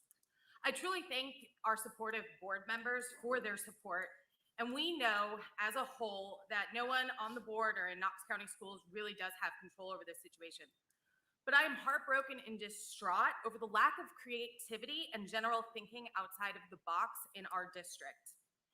It's the beginning of fall in East Tennessee, and with the exception of a couple of hours, weather has been beautiful. Why have we not taken classes, especially our special needs children's classes, outside into a breezeway?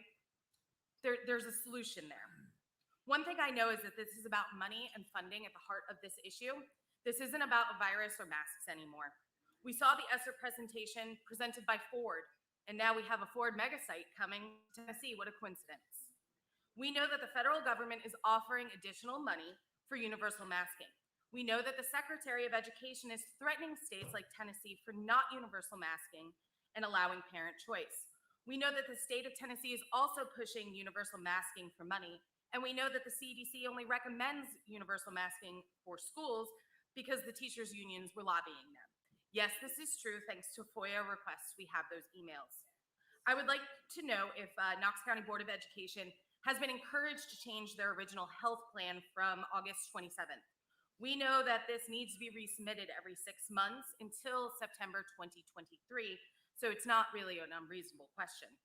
Also, no one seems to be able to answer me where I can find information on ESSER allocation in our county. Something that smells like crap about all of this, especially with the very public comments of elected leaders in our community along with activists. For me, I made a promise to my children never to force them to wear a mask ever again, and I will not break that promise to them. We cannot ask our children to suspend reality about the effectiveness of masks, because obviously if your mask works, then it doesn't matter if anybody else is wearing one, you're protected. They see the hypocrisy of people walking up to this very meeting room, maskless, stopping at the door, pulling a mask out of their bag, putting it on their face, walking into this room, standing up here and demanding universal masking. Now I have to watch my daughter's personality change, deal with her meltdowns, the eczema breaking out on her face, and the physical effects of the anxiety that she's feeling from having to wear a mask. The last question that I will present to you is, what is the number of unenrollments in KCS in the last 2 weeks? I asked my daughter to please give this situation 2 weeks before she makes a decision to leave the school system like the rest of our family. Thank you for your time. Thank you so much. Next we'll have Molly Rago.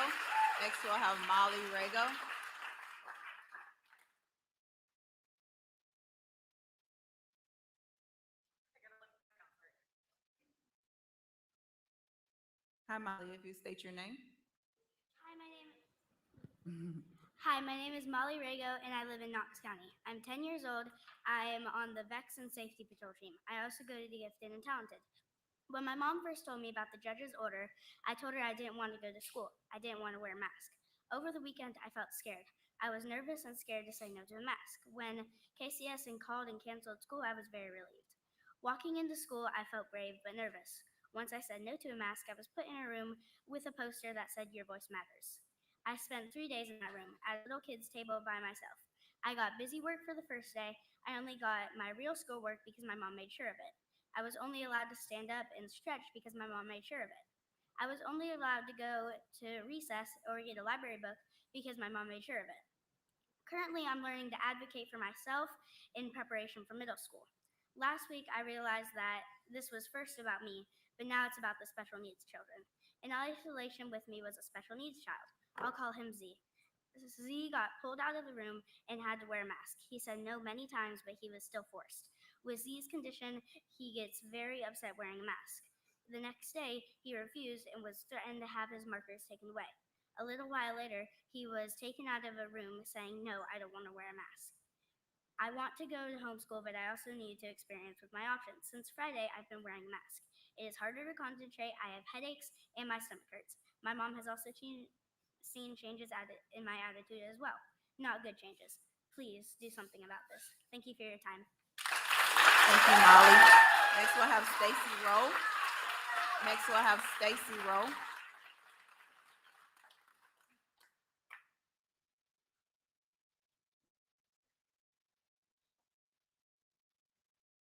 can state your name and county residence, and you have 3 minutes to speak.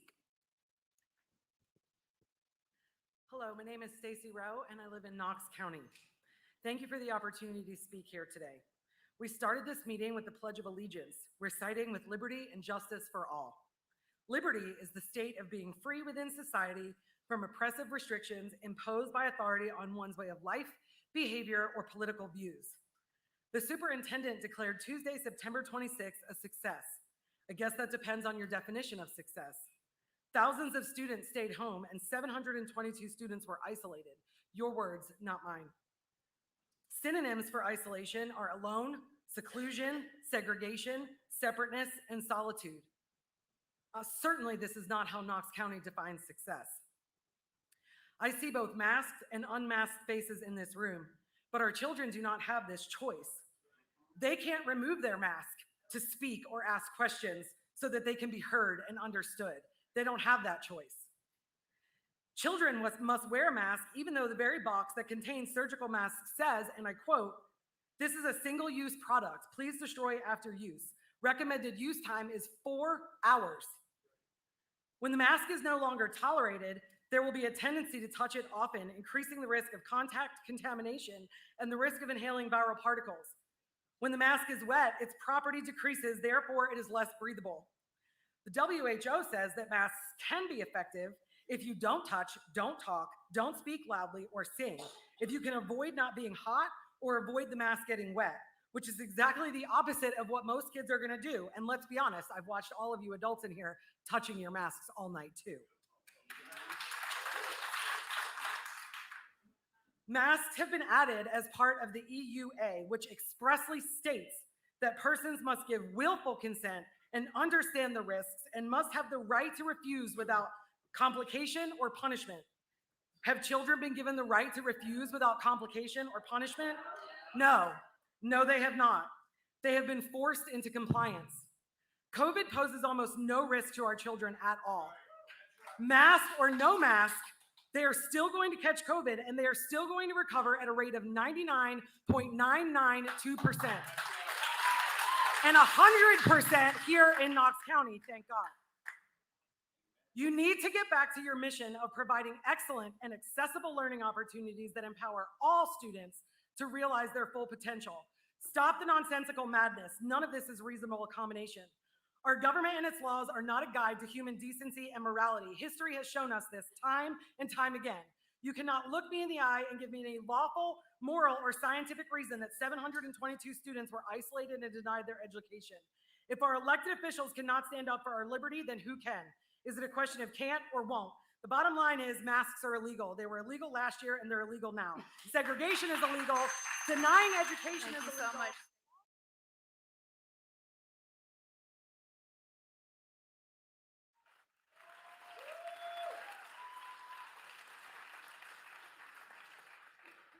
State your name and county residence. You have Sure, 3 I'm minutes. Andrea Feaster. I'm at Knox County. I would ask you guys to just give me just a little bit of grace.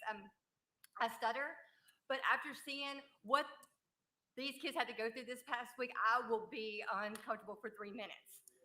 Okay, so I had a whole speech written. I hit my wall today. I reread what Greer said.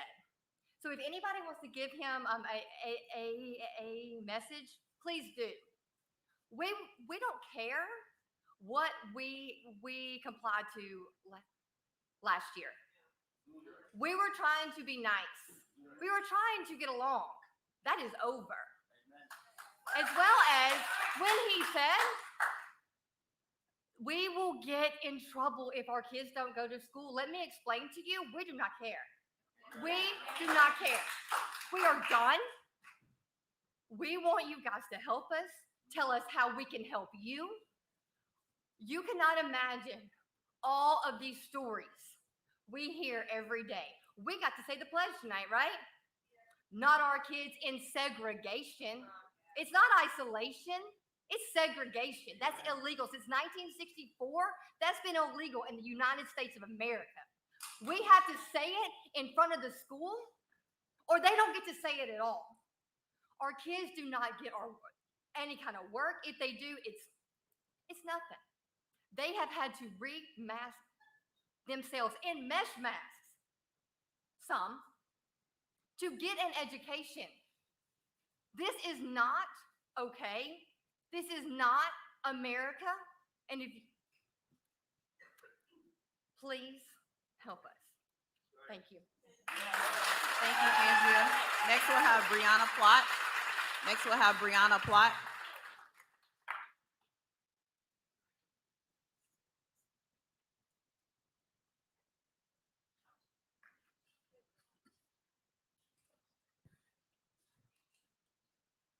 You can state your name, county residence. You have 3 minutes to speak. My name's Brianna Plott, and I am in Knox County School District. I have 2 kids in KCS, one with a disability and one without. I have concerns of staph infection on my child without a disability while wearing a mask due to skin issues, among other health issues. I've got concerns with him. With my child with a disability, he has a very rare form of muscular dystrophy, which when wearing a mask causes undue stress on the lungs and heart, makes it difficult for him to breathe. No one's disabilities or health concerns should be considered devalued next to anybody else's. They are all equal. Under the 14th Amendment, my children have the rights to bodily autonomy, due process, and a right to equal education, which is all being denied as of right now. Even with exemptions, my child's privacy is invaded. With exemptions, every person in the school will know of a child's disability, even if it is not noticeable at first glance. This puts a target on their back for bullying, not just from other children, but from administration as well, as which you have heard. Privacy, which is supposed to be protected under FERPA and the PPRA, which gives rights for privacy and confidentiality. The only way to make this fair and equal is by giving choice. Otherwise, we end up with an even worse issue of bullying we have ever seen in our lifetime. And let's face it, the bullying policy is a joke. Otherwise, the bullies, both child and administration, would have been put in check over their behavior, especially in the past week. Luckily, I can say at my child's school, the administration has not been an issue, but I know many others, again, who have. So far, my kids are being punished and sent to ALE, which is just another name for in-school suspension. My kids are not even allowed to be around their classmates, even when their classmates aren't wearing masks. Examples such as lunch and recess. If this doesn't change, many others, as well as myself, will have to be forced to pull our kids from Knox County schools, in which a lot of us would prefer not to. Please help us fight against this, and I thank the ones of you who have helped. I really do, and I really appreciate it. But we need to fight harder. That federal judge does not rule over other federal laws. Thank you. Thank you. Next, we'll have Matthew Osgood. Next, we'll have Matthew Osgood. You can state your name, county residence, and you have 3 minutes to speak. My name is Matthew Osgood. I live in Knox County. I have 4 children in the Knox County school system. My oldest, who is 17, is a senior at South Doyle High School and has been in isolation without proper instruction since September 28th. I am here today to discuss her treatment by staff while being held in solitary confinement. On day 1, she was not allowed to use the restroom unless she agreed to put on a mask. She was also told that her parents should find her alternative schooling if she was going to continue to refuse to wear a mask. She was refused entry into the young campus and escorted to the main campus with a resource officer as if she were a criminal, where she received no instruction for the day. She was told by assistant principal that it would be up to her teachers if she would receive any assignments. On day 2, my wife received a phone call from the assistant principal, advised that my wife that my child needed to be picked up due to her refusal to wear a mask. She proceeded to tell my wife that my child could be arrested for contempt for breaking the law. That doesn't exist. No administrator in that position should be threatening to have a child arrested for simply exercising their right to breathe freely. Is it the position of this board that this behavior is acceptable from an assistant principal employed by KCS? On day 3, I received a call from the school, and I was told that my child could be removed from my custody by DCS simply for my refusal to pick her up while in solitary confinement. My child has been poorly treated since the start of this nonsense. She has experienced public shaming from students in person and on social media. She also has been shamed by certain staff members in front of other students where she refuses to comply. She has been called a liar by certain office staff and a racist by some students. She has experienced depression due to the lack of student and teacher interaction by being segregated in a room with the blinds and the doors shut as if she is a prisoner. She has gone without lunch twice during this time and has counted absent while being physically present. I don't have a lot of time, but the child in question I have adopted, she lost her parents due to drug situation. She was adopted by my mother. She watched my mother die in front of her. I mean, I don't know how much trauma, a child can experience, but I really don't understand all this, tactics by school members based off of a face mask that works no better than a chain link fence stops a fart. Next we'll have Megan Wood.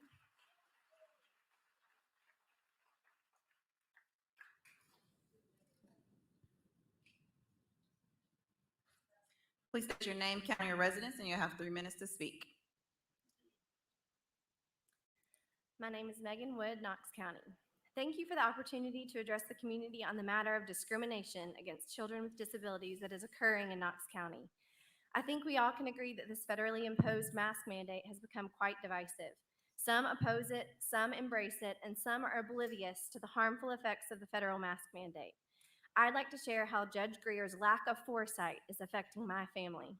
This is a lyric from the song Revolutionary. Let's take some time, open our eyes, look and listen, and we're gonna find that we're more alike than we are different. October is Down Syndrome Awareness Month, and more alike than different is one of the slogans advocates use. I am not just an occasional rabble-rouser, as the plaintiffs mislead you to believe. I am, in fact, an advocate for my child. I have a daughter with Down syndrome. She's 8, and she's in 2nd grade, and her name is Leah.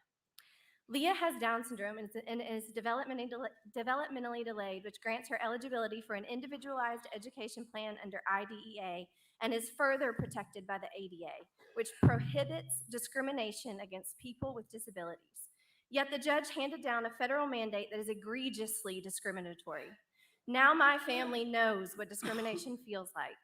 Leah has attended Farragut Primary School since 2018 with an individualized education plan, or IEP. Her IEP team must include parents, teachers, special education specialists, a school representative, and usually includes therapists. In short, this plan is a written legal document that requires the student to receive the agreed upon special education services in the least restrictive environment based on her individual specialized needs with reasonable accommodations or modifications. Last year, Leah was afforded reasonable accommodations for the mask mandate that was in place. She attempted to comply with the mask mandate. In fact, we tried very hard to comply.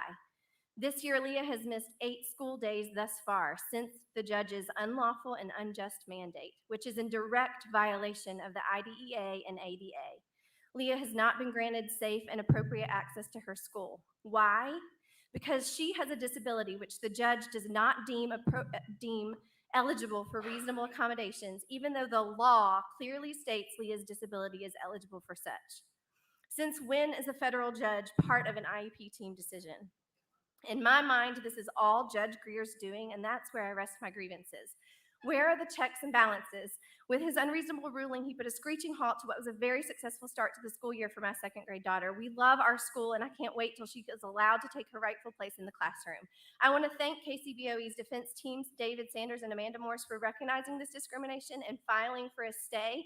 I want to ask you, if you care about this, call Judge Greer's office, demand he uphold the law, and stop discriminating against children with disabilities. Ask him to listen to Knox County's motion to stay the preliminary injunction pending appeal. Thank you so much. Next, we'll have Maggie Noe. Maggie Noe.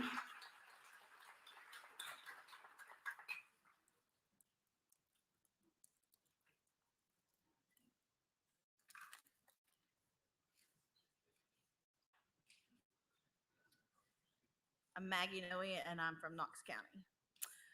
This is my first time speaking here. Now I have a vested interest of a kindergartner. I want to say thank you to those who have worked really hard over the last 18 months. I also want to recognize the hundreds, even thousands of students with disabilities that aren't on the two. I want to say I see you. I see you in the grocery store. I see you as my client. I see you in this room. I see you in the schools. I see you. I'm going to ask the board, do you see them in the next months? Hopefully not even years or days. Will you see them? Will you see those other students who are struggling? Will you fight for them? I will continue to fight for the one in my home, in my family, in this room, in the grocery store. But will you continue to fight for them? Thank you. Thank you. Next, we'll have Hillary Godsey.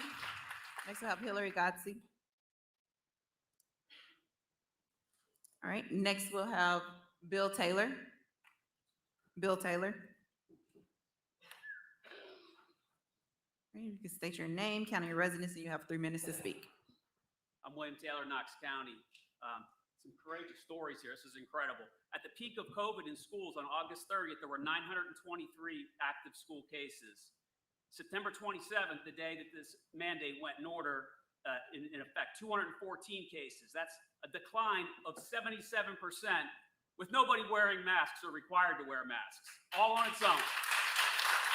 I've been accused of intimidating kids by walking my own kids up to school carrying a flag. I've had people come up to me and say, "Why are you intimidating our children? They're afraid to go to school." Meanwhile, as I stand outside with my children, F you, go get a job.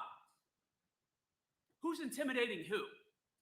That's ridiculous that we should be subjected to that for walking peacefully, saying the Pledge of Allegiance, carrying a flag. At the beginning of the September 9th hearing, Judge Greer lays out the court rules. This is ridiculous.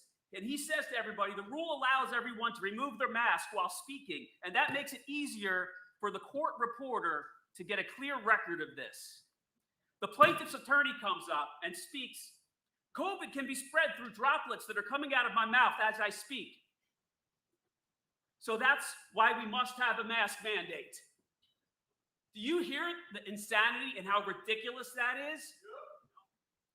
What about our kids who need to be able to communicate with their teachers? Don't they have the same need to communicate with their teachers and vice versa? Why is it just the judge and the attorneys? Amen.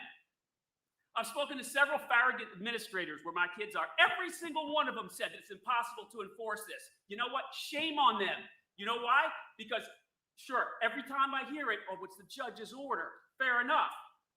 But you have control, Mr. Principal, Mr. Bartlett, of controlling your campus. And the hypocrisy, it oozes hypocrisy.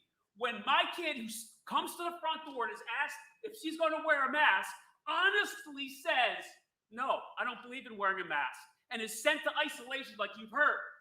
Meanwhile, the rest of the school is not wearing a mask. I have a video. 1-minute video of the Farragut Commons ground. 38 students are in this video. 34 of them had no mask on, and nobody says anything to them. Shame on you, school. Shame on you. Hypocrisy. And Mr. Bartlett wrote me an email saying that he's sorry that if it seems inconsistent, we're working on that. At this point, I will take just over the mouth. That is contempt of court, and nobody's holding him responsible for it, but our kids that are honest are punished for it. That has to end. Thank you. Next we'll have Hannah Taylor. Next we'll have Hannah Taylor.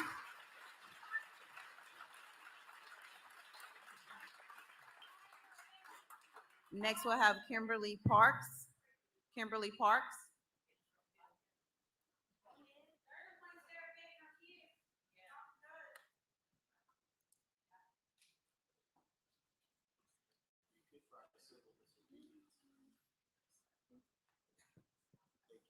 If you state your name and county residence, you have 3 minutes to speak.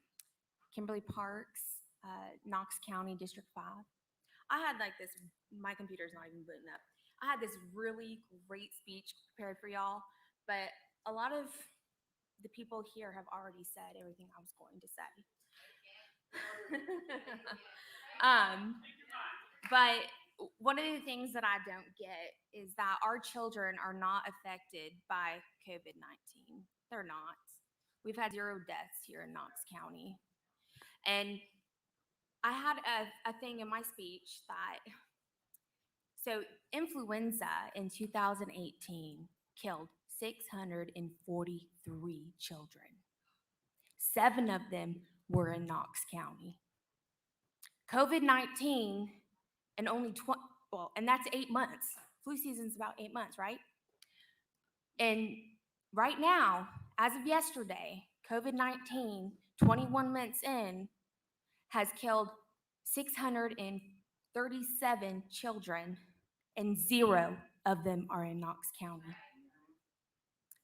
So COVID-19 has killed less, and well, I'm sorry. So the flu took what took the flu 8 months to do, it took COVID-19 21 months to do. Let that sink in, guys. That's all I got. Thanks.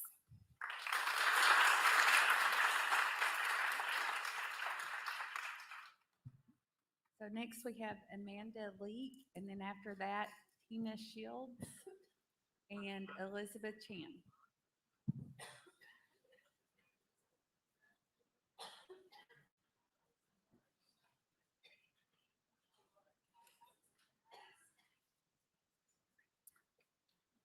And if you'll please state your name and county of residence. My name is Amanda Leak. I'm from Knox County. Sorry. Good evening. Thank you for allowing me to speak tonight for my student and others. I attended last week's meeting, and after statements made that they were happy to see so many complying and thinking students were largely okay with masks, I knew I needed to speak up for my students and so many others. Students, staff, and teachers had their choice taken away simply because so many were not wearing one, unlike those that always had a choice to mask. We are in this situation due to parents, 4 students, their lawyers, and 1 federal judge. Why did they get a chance to stay home and do online, and we were not? That was offered last year. It's not offered this year. That's not fair. It's not equal. The burden of those that are for mask choice and autonomy over their bodies is much greater. Again, not equal. Kids, staff, and teachers have been segregated or sent home until they comply. Not equal. Those for mask choice are being bullied, threatened, and punished until they comply. Again, not equal. My student was told by a staff member in her class that you could be suspended if you were in isolation, segregation for more than 2 days. Not true, but nobody told the students it wasn't true, and I haven't heard from the principal. What about all the students that want their grades not to suffer for affecting their college future? They cannot participate or access to in-person learning until they comply. Not equal. Not one student, staff, or teacher wanting to mask was ever segregated, sent home, denied in-person learning, or had to choose not to mask for their extracurricular activities or fear for grades. Not equal. I moved here from California. Having my child's education held hostage for an agenda is not right. If we do not have a mask choice, we lose autonomy over our bodies, and the vaccination mandate for public education is next. It's happened. My last school promised to stand up, school board promised to stand up for parents and choice for students' choice. Then they accepted federal funding that stripped with strings attached that took our rights away. Please tell me I'm not going to see that happen again here in Knox County.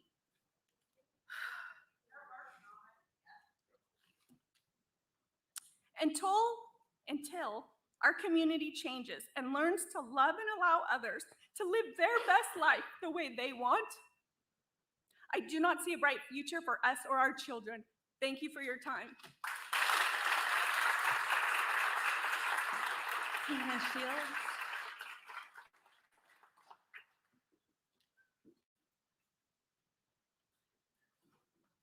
Please state your name and county of residence.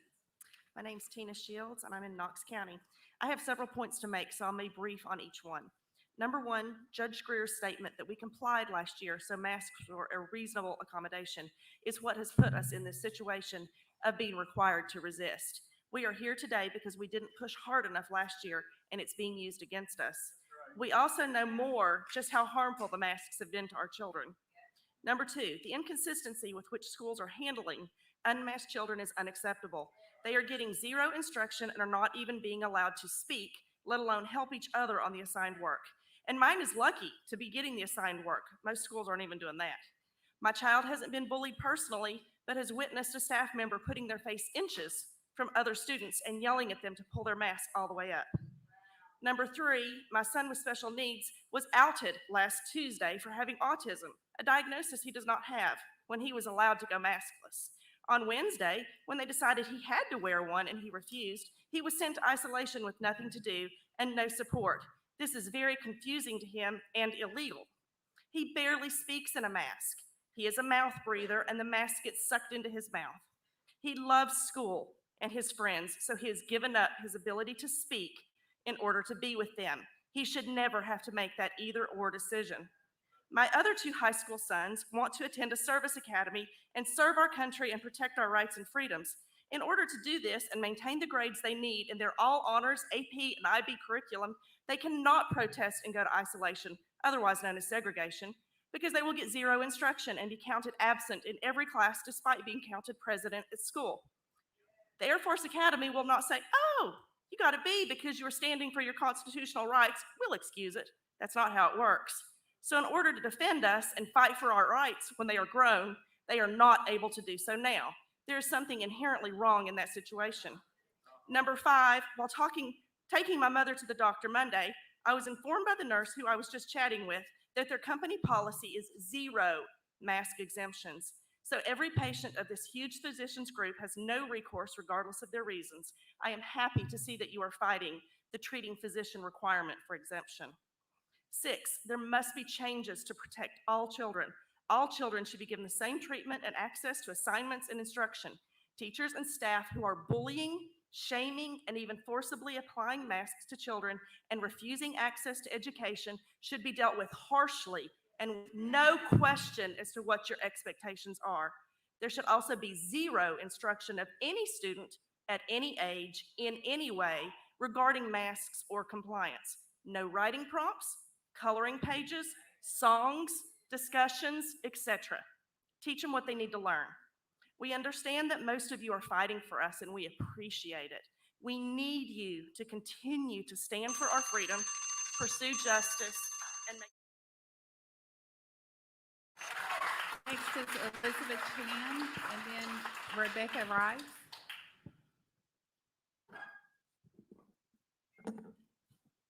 Please state your name and county of residence. My name is Elizabeth Chan and in Knox County. I was born and raised in Hong Kong. I remember when I was little, my grandparents would share with me the stories of escaping from communism.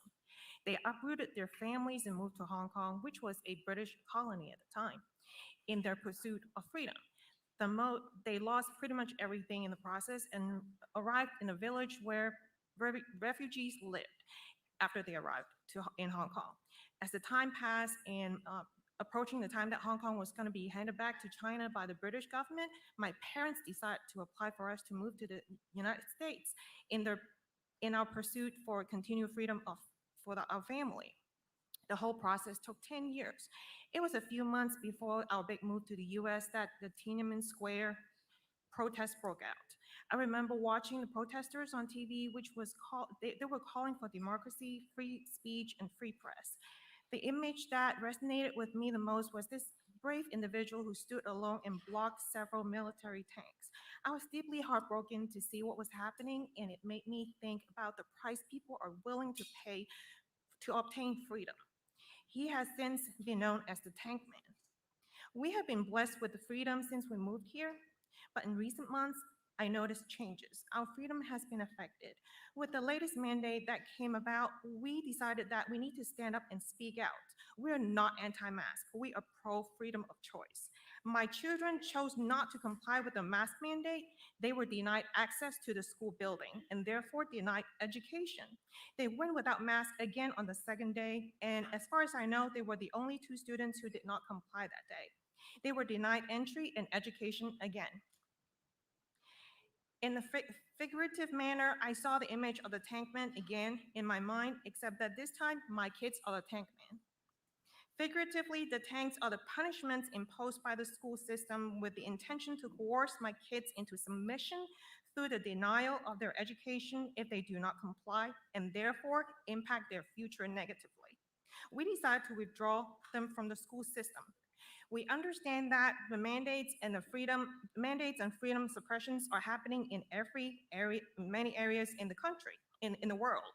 As my parents and grandparents were willing to uproot their families to pursue freedom, we are willing to do the same. However, we do not believe there is a better place that we can move to. Therefore, we decide to stand up and defend our freedom. And there are many children and families are doing the same thing. I stand here to respectfully request for Knox County school system to reconsider the punishments being imposed on the kids who choose to stand up for freedom. Children and their parents should not be punished for exercising their freedom of choice in doing what is best for them. Thank you. Rebecca Reeves, and then Deborah Howard.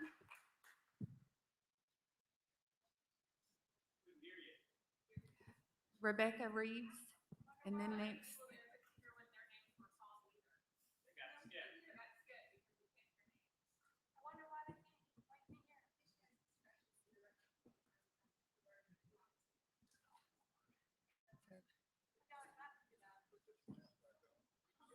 Is it Mary Ann's the only, is it Mary Ann? Are you Rebecca? Hi, I'm Rebecca. Yeah. Okay. Ready? All right. My name is Rebecca Reeves, and I live in Knox County. Tonight, I'm not going to waste any time talking about masks and the science of masks. That's normally what I do when I get up here. I talk to you about the ineffectiveness of masks, about how I have spoken to microbiologists who specialize in infectious disease, how they have confirmed with me that not only are masks ineffective, but the damage done to a growing child's developing brain is irreversible. The damage is irreversible, but it doesn't matter what I say to you today, because facts don't really matter at this point for 2 reasons. One, there's a group of people out there that would still call me anti-science, no matter if I had a scientist come and tell you herself. Calling someone anti-science is a new bullying term that is used in 2021 for adults to bully other adults, whether it's true or not. If I don't echo what the CDC says, then I am considered anti-science. But I don't care what anyone labels me. I'm not anti-anything. I'm pro-truth and I'm pro-facts. Also, this judge has made this decision, a very cowardly decision that was made at 2:30 on a Friday. They gave no time for parents like me to make plans, parents like me who promised our kids back in the spring that they would never have to wear a mask again. Parents like me who looked my kids in the eyes and said that we would never have to watch them struggle to breathe as they got off a bus, as they sat in a class, as a teacher did not recognize them when they saw them out in public because they'd never seen them without a mask on. True story this summer. Before this judge made this decision, our case counts among children, as was said earlier in Knox County, were spiraling downward. We were way down with cases without a mask mandate. So do you think that this judge made this decision and looked at the data, looked at the facts? Do you think that he applied science? Do you think that this has to do with health? No. This reeks of politics and this reeks of corruption. And I do not cave into corruption. Adults, no matter your position, teachers, board members, parents, whoever's listening right now, stand up. These are our children, and the damage done is irreversible. And people say to me, well, Rebecca, how do I stand up? What if I lose my job? And I say, there are other jobs. The entire town is hiring right now. I'll help you work on your resume. What if they find me? Send me the bill. These are our children, and the damage done is irreversible. Stand up. What if we go to jail? These are our children, and the damage done is irreversible. We are the majority, and it is time that we act like it. If just a few of us would stand, then this would stop. Stop acting. We have to stop acting like we are defeated when we hold a power that no one can take away from us. The ball is in our hands. We just have to put it into motion. Stand up. The damage done is irreversible. Thank you. Deborah Howard, and then Hannah Taylor.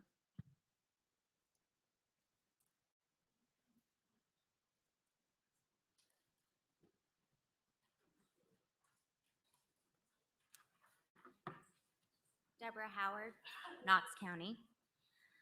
So I'm here to speak again. Once again, it's going to be really hard to follow a lot of these parents who have very strong feelings, as I do. But I want to make sure that my comments are on public record because we don't really have any recourse with this judge at this point as the parents of the other, 60 some odd thousand kids. To the 5 members who walked toward the fire in order to end COVID restrictions on our kids, thank you for voting not once, but twice for our parental rights and our children's rights to choose. You stand for freedom, and I know that none of this right now truly is about a mask, but that's where we are right now. This is the hurdle we have right this second. If we don't do anything about this now, who knows what's next? So I know of a lot of Knox County students are suffering due to this judge's activist ruling. On behalf of 4 kids, 2 of which are not even physically present in a Knox County school, the judge and the parents of these kids are absolutely trampling on the freedom and rights that this elected board voted to protect. We fought against this tyranny for over a year and finally got that vote. Finally got to be able to, like someone said, tell their kids they didn't have to wear a mask again. My son was ecstatic that he didn't have to wear a mask again. 60,000 kids are being forced to comply in order to participate in their own lives. Comply or you will not receive an equal education. You will be isolated, you will be harassed, unable to get lunch, have recess, play your sport, sing in chorus, on and on. What will be next? I can tell you, probably vaccines, because if they don't feel safe without everyone else wearing a mask, then they won't feel safe unless everyone else gets a vaccine. That should be a choice, as well as the choice on masks. We were all kids at one time. What would you have done? Would you have been willing to stand up like these brave kids that have gotten segregated? I don't know that I would have. I think they're heroes. I think that, we have, I realize that those of us fighting for our kids might be given a label of domestic terrorist or something like that. But these kids all want freedom. They've been told if you don't comply, you can't play this sport. If you don't comply, you can't cheer. If you don't comply, you can't be on the chorus. You're not going to get to play. They're being bullied. Everyone needs to take note. Today it's the mask. Eventually it'll come to something that you feel is a good freedom for you, and you're not going to like it when your freedoms are trampled on. Thank you. Hannah Taylor, and then after Hannah, Melissa Womack, and then Aaron Croft.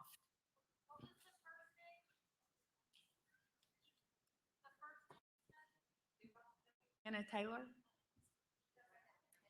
I am Hannah Taylor, a sophomore at Farragut High School.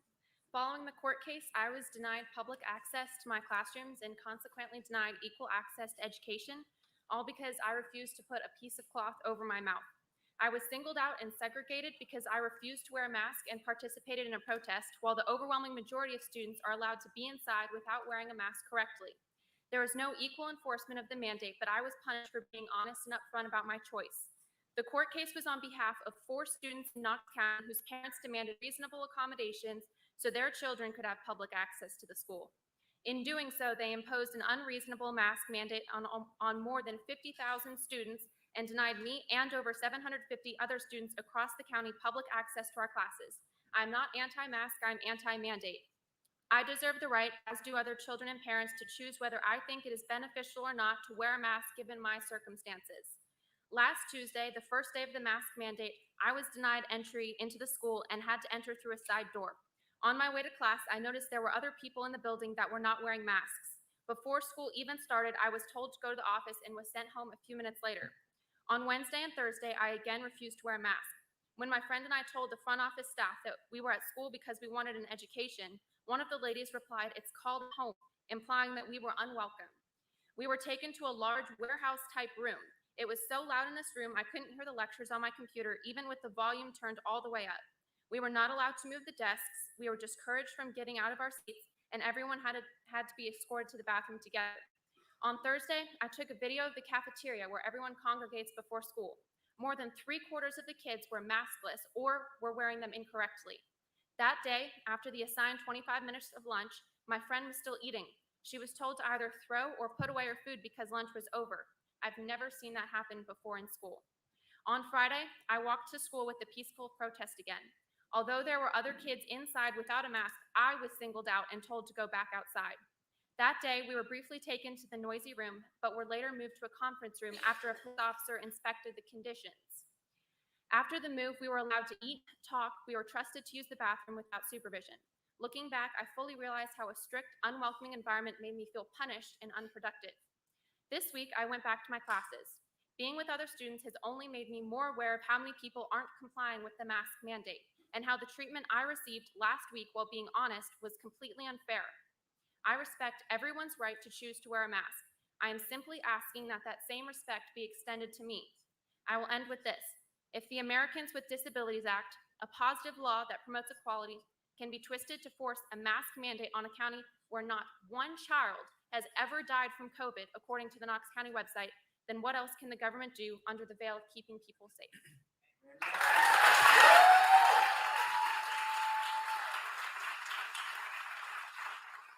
Next, we have Melissa Womack and then Aaron Croft, and after Aaron Croft, Ashley Pope. If you'll please state your name and county of residence. My name is Melissa Womack, and I live in Knox County in Powell, Tennessee. I have 3 kids in this district in 3 different middle schools. These kids, I'm not here to talk about the mask mandate because I know you guys cannot do anything about it, but you guys are in charge of these schools, and you guys can tell those schools how they need to be run and how they need to be treating these kids. That is what I'm here for. Some of these kids can't wear a mask because of mental, physical abuse that's happened to them, like my son. And some of these kids have stood up and said, I'm going to say that I'm going to defend my 14th Amendment right, that this is my body and this is my choice. It is no longer an isolation room. It is no longer a segregation. As my son puts it, it is a concentration camp that he goes to 8 hours a day, every morning. My son has been denied food, which, thank you, by the way, for those of you guys who addressed my email. I appreciate that, and I know that you guys are doing what you can do, but that should have never happened. If any parent in here had done that, CPS would have been called on them, and somebody needs to pay.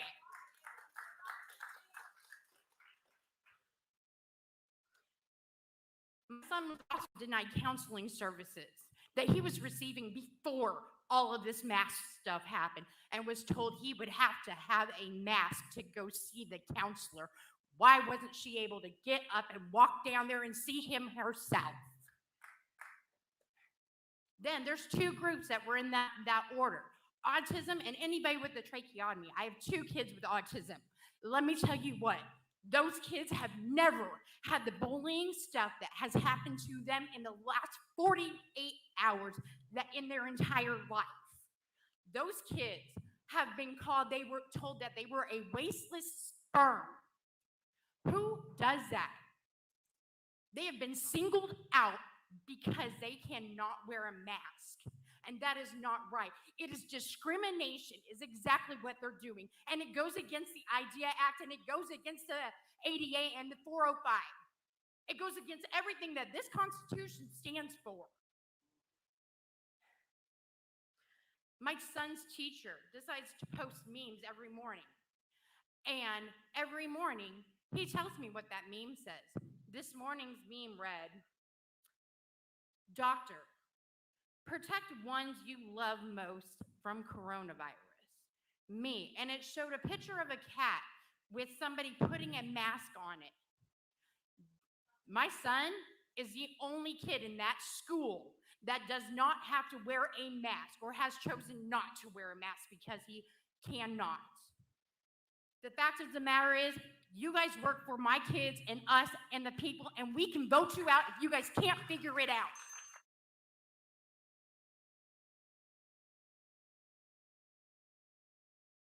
Next, we have Aaron Croft, then Ashley Poe.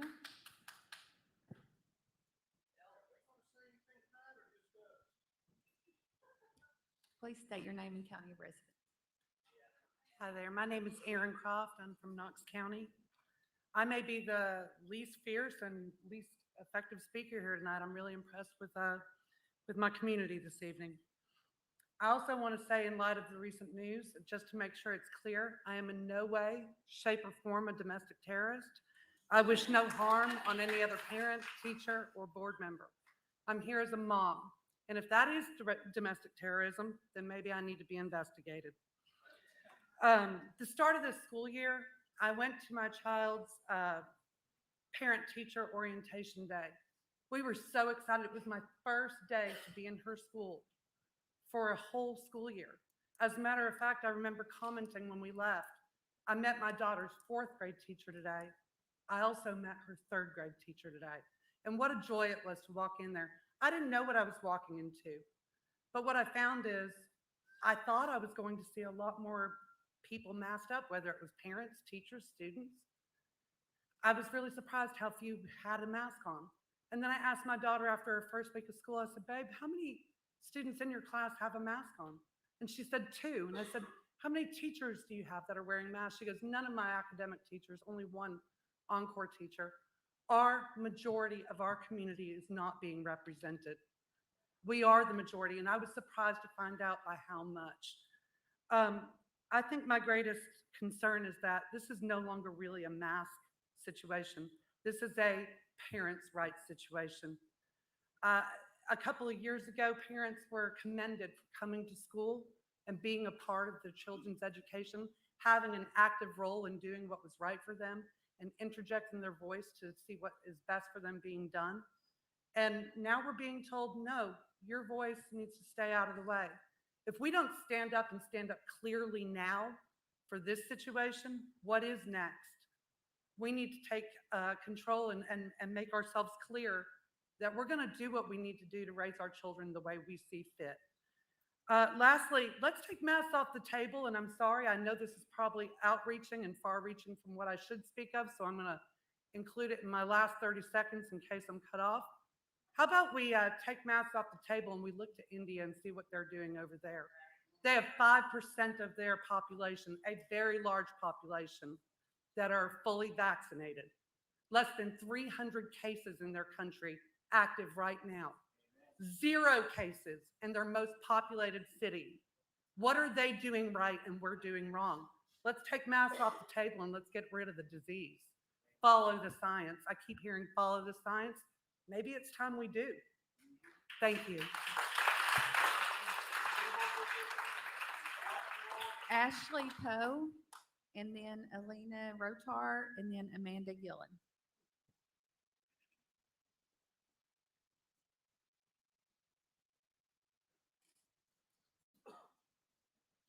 Hello, my name is Ashley Poe, and I do live in Knox County.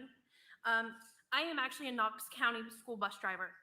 I have been a bus driver since 2018 when I was pregnant with my 3rd child, and I was able to get this job because it was the only one that I could have while having my 3 children with me because no childcare. My son was actually a student at Carnes Elementary. Last year, for the mandate, My husband and I chose to homeschool him because we were not willing to subject our son to this. I actually quit my job in November because I was sick and tired of having to wear a mask and being told that I had to enforce masks on these children. I literally only complied because it was my job. My children are on my bus, and I was told by an assistant vice principal and my contractor that my children, who were not even Knox County School students, had to wear a mask. I will not. I would mask for the sake of my job. I would not make my children mask for the sake of mine. Now, I will admit, the Friday that this came, I had already spoken with my contractor because I had quit. I came back because there was no mask mandate, and I actually did miss driving. But I told him from day one that if any sort of mandate was instituted, I would not comply. I flat out said I would not comply. Now, we are all blindsided by this. Unfortunately, no federal judge overreaching. But last year was indeed remarkably different, as all of this was brand new and the studies were not out. We started and were 8 weeks into school this year when all of this was dropped onto us. Before this mandate, I counted one elementary student and only a handful of middle or high school students who routinely wore the masks while on the bus. The good majority that I observed in my capacity as bus driver were not choosing to wear a mask or facial covering. That also was the drivers. Obviously, by now, you have all heard about the segregation and bullying that is happening within the schools, and I'm also addressing what I know of on the school buses. Per Knox County policy, a bus driver is not allowed to deny any student service. Before all of this meant that even if it was a child was presenting problems, disrespect, behavioral, unsafe behavior, we were not allowed to turn them away. If they are standing at that stop, it is our duty to pick them up and safely deliver them to school and let administration deal with it. With the mask, KC policy is that bus drivers are to offer a mask, and if the child refuses, tell the child to sit and let the school address the issue. There have been reports of bus drivers getting to a stop and refusing to transport children due to their not wearing a mask. Before this mandate, there were continuous issues of schools not supporting the bus drivers with problems they were having on their buses. Now it seems as if the administrators are more worried about mask issues than anything else. So there are major inconsistencies with the discipline happening in the school and on the buses. For me, I am now suspended from my job as a Knox County bus driver because I will not comply. It is 100% my decision because I know that's what downtown will say, and I will say it all. We stand for these kids because these kids are way braver. Thank you. Alina Rothart, Amanda Gillen, and then Jeremy Cecil.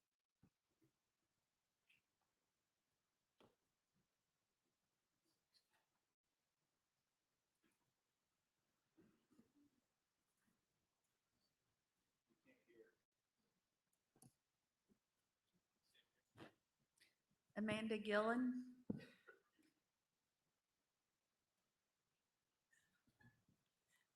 Jeremy Cecil. Oh, wait, I think Amanda's here. Is that her coming or no?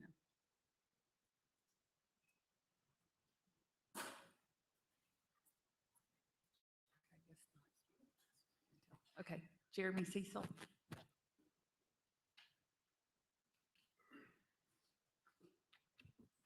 Thank you.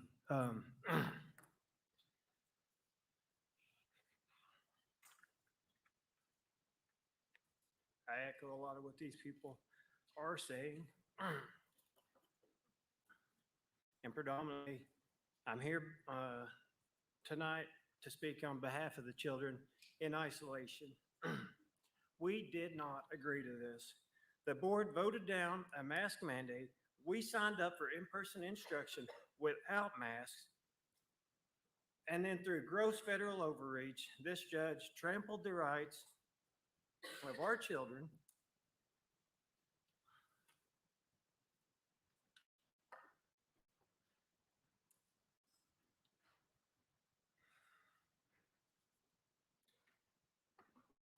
and pulled the rug out from under them by ordering an immediate mask mandate. Some of these children have stood up and continue to stand up for what they believe in.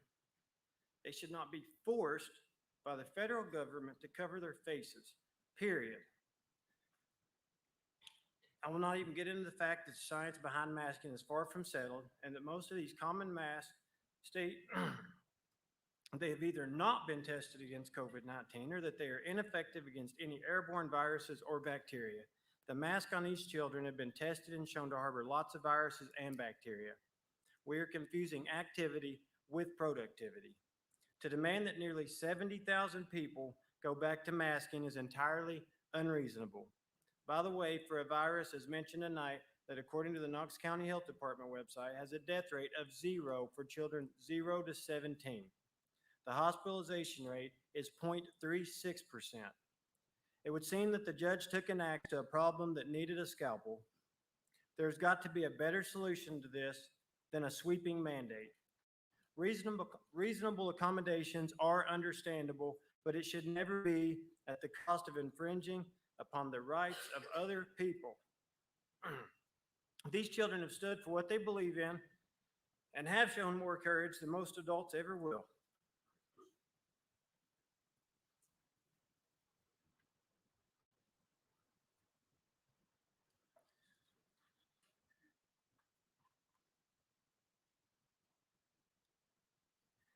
It has been at a cost.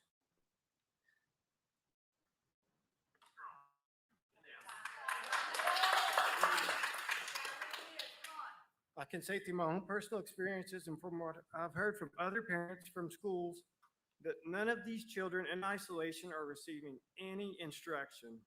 They're only be given work to complete, and some may receive some assistance. They're having to chase down work, get marked absent, and having to fight to get that back. I don't know if this is legal. I suppose and hope that you guys are asking. It's definitely wrong. So these children, we need to fight for these children. They need a choice. And will their efforts be respected and their rights upheld? Can we find a solution to accommodate their needs? Or will they continue to feel the squeeze of authority becoming tighter each day until they fall back into place? Are we going to encourage freedom or tyranny? I realize this was not in your control, but we do need you to help resolve it. These children need a solution. Thank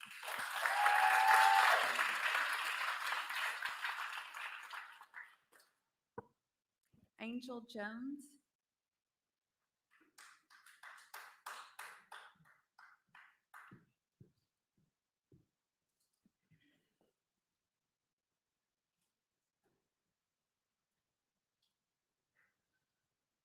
Angel Jones, Knox County.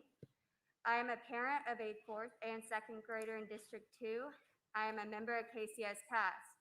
As I emailed all of you earlier, to the board members who voted to keep your word on the policy that was passed in April that said you'd follow the CDC and APA guidelines, thank you. If the other board members had kept their word, the Knox County School Board would have control over the mask mandate, like exemptions. We should be using multi-level COVID mitigation protocols and adhering to CDC recommendations to help reduce the spread. We were given federal funding for things like air filtration systems for the classrooms. Thank you for your time. Thank you. Next is Sylvia Kirby and then Mary Jane Morris.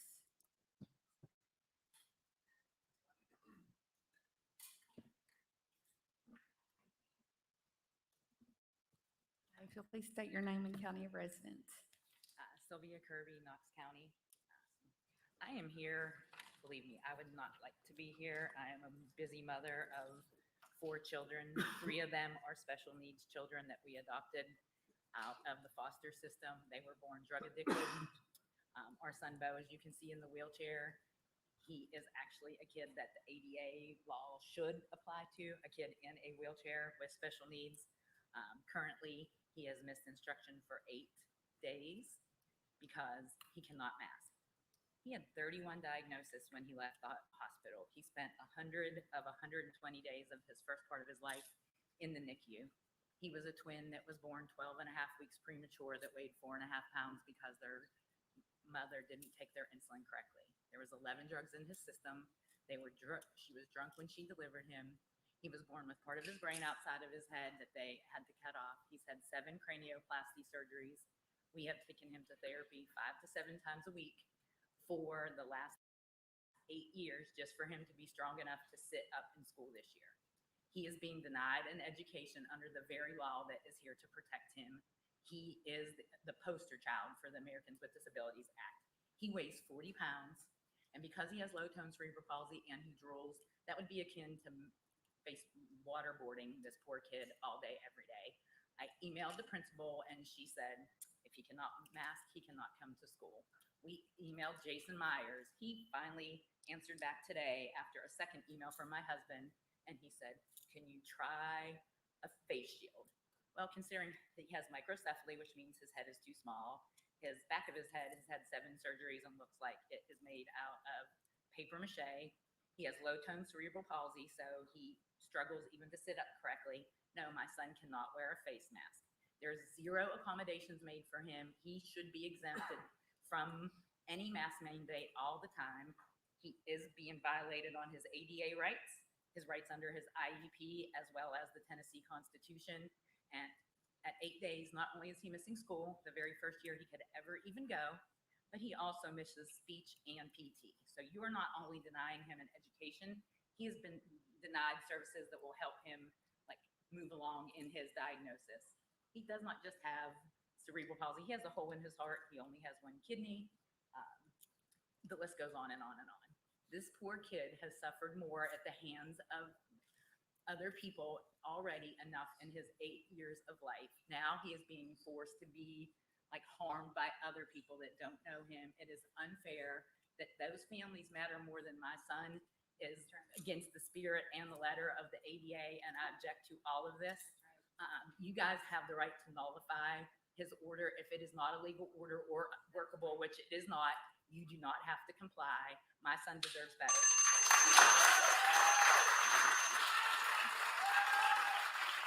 Thank you. Mary Jane Morris, and then Christina Morales.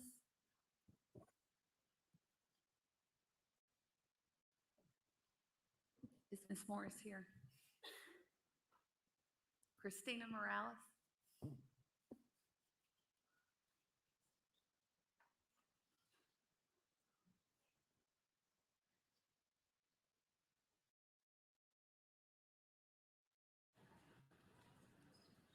Please state your name and county of residence.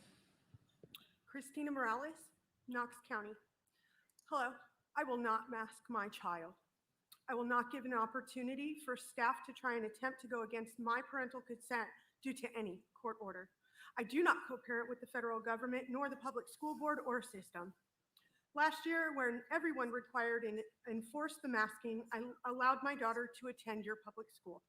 She was bullied by bus drivers who made her cry and expressed the different admins throughout the year who did so because she pulled her mask down to breathe.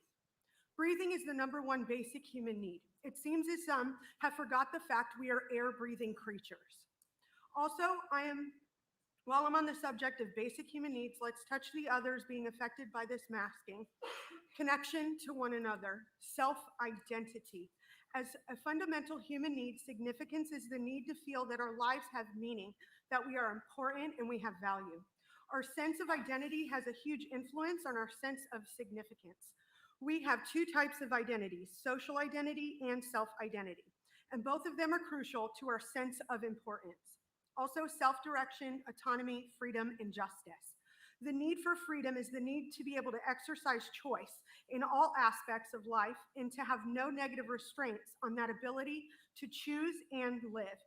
What happens when fundamental needs are not met, or not being met? Without connection, love, and belonging, many people become susceptible to loneliness, social anxiety, stress, and clinical depression. Now, my child was attending school to learn. As humans, our communication is 93% nonverbal. Clearly, covering a child's face and a teacher's face with a mask is going to negatively affect the learning and developmental process of a young child. Now, before this year took off, he sent out an email with a no tolerance to bullying. I am disappointed at the lack of action that's being taken because jobs are at stake. All children should be the #1 priority. The things taking place in your schools are a disgrace, and this is going to cause potential damage to students, families, and schools, as you're hearing the stories and witnesses of that. Segregation as one of the policies is causing bullying. the process of telling somebody no twice, segregating, and then waiting until they break to finally get them to put on a mask. What is that showing our children? That their voice and their no means nothing. As a girl and having a daughter, that means a lot, and that is threatening to me. My young children are in the most important years of their life. The first 6 years of influence is what will affect who my child becomes for the rest of their lives. My daughter came home with the worksheet assignment, which had my first grader write, and I assume read out loud. I wasn't there. I am a bad seed. She is a good seed. Next, we have Shauna Hibben. Shauna Hibben, and then Parker Bartholomew.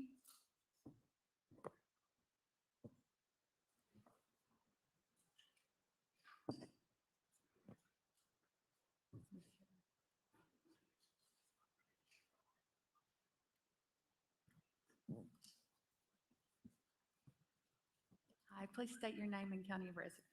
My name is Shauna Hibben, and I live in Knox County. I want to first thank the 5 board members for voting for us to have the right to choose as parents. I do greatly appreciate that. And now,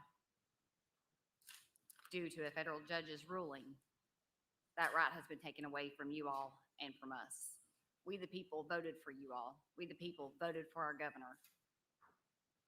And that's who gave us the right to choose. Now this has been taken away. By this being taken away, I want to share with you, I had things prepared, but throwing all that away. I want to share with you some things that are happening at our schools that I don't think is okay, and I don't think you will think is okay too. The first day that one of my children went to school and chose not to wear a mask, she takes a daily medication.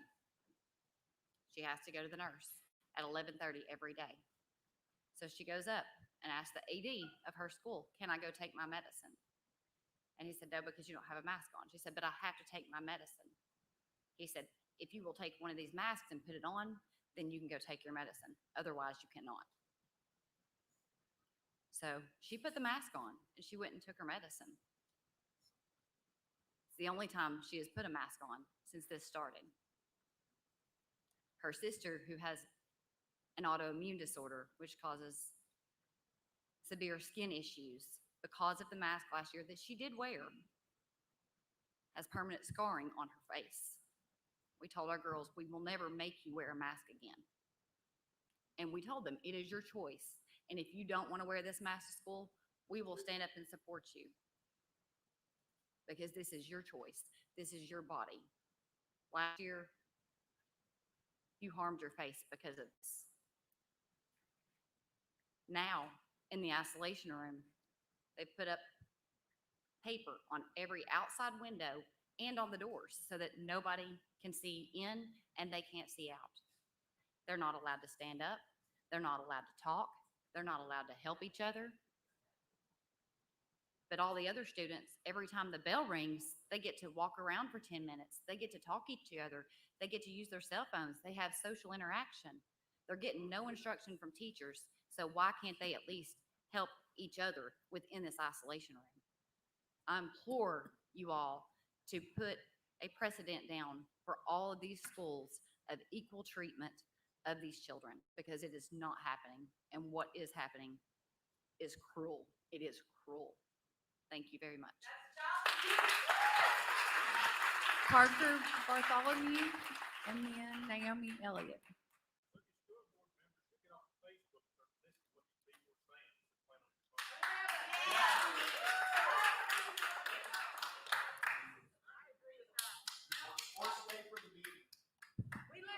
Please state your name and county of residence.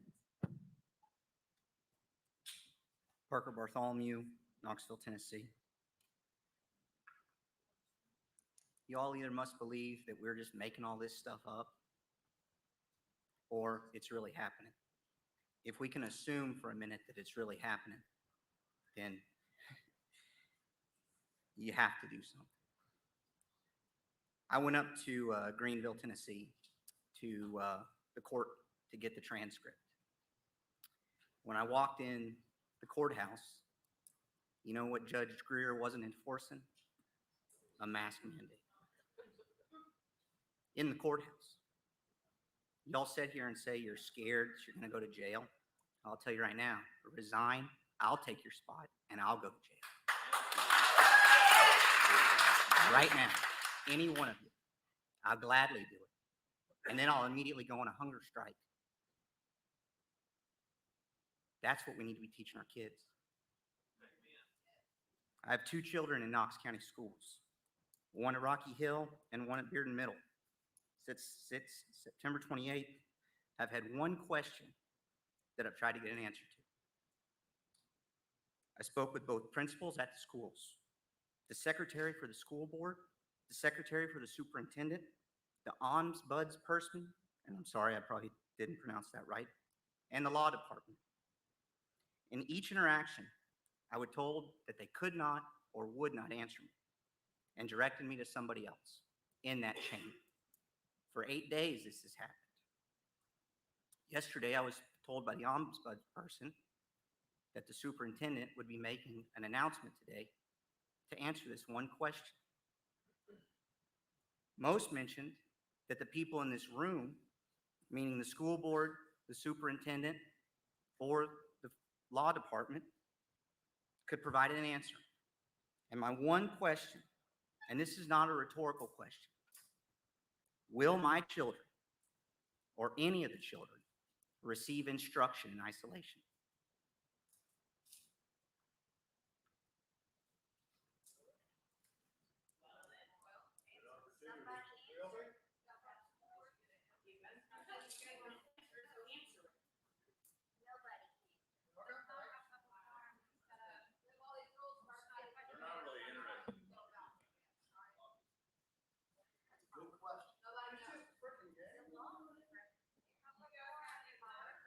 Please let the record show that no one from Knox County Schools was willing to answer that question.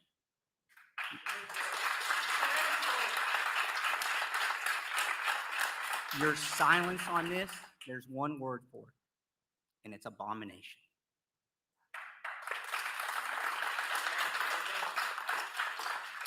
Naomi Elliott, and then Thomas Godsey.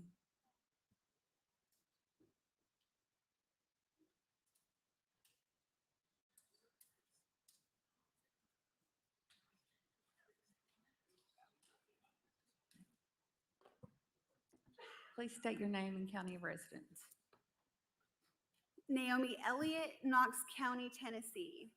And what was he just saying about an abomination? Like maybe the abomination of desolation or something? I mean, that's kind of what y'all are doing by not acting, is making our children and our community desolate. Whatever happened to life, liberty, and the pursuit of happiness? You keep hearing how all these children are not only getting their rights infringed on with their education and equality, their constitutional rights, their civil rights, and their human rights, more importantly. And what are we doing about it? What are y'all doing? The pursuit of happiness, well, dopamine is the happiness chemical. So no wonder there's an increase in anxiety and depression because of this board's activities and inactivities. You're all responsible. I thought the opposite of love was hate. No, I was wrong, because if you trust the science, the opposite of love is fear. And all this fear mongering that happened last year and this year, it needs to stop.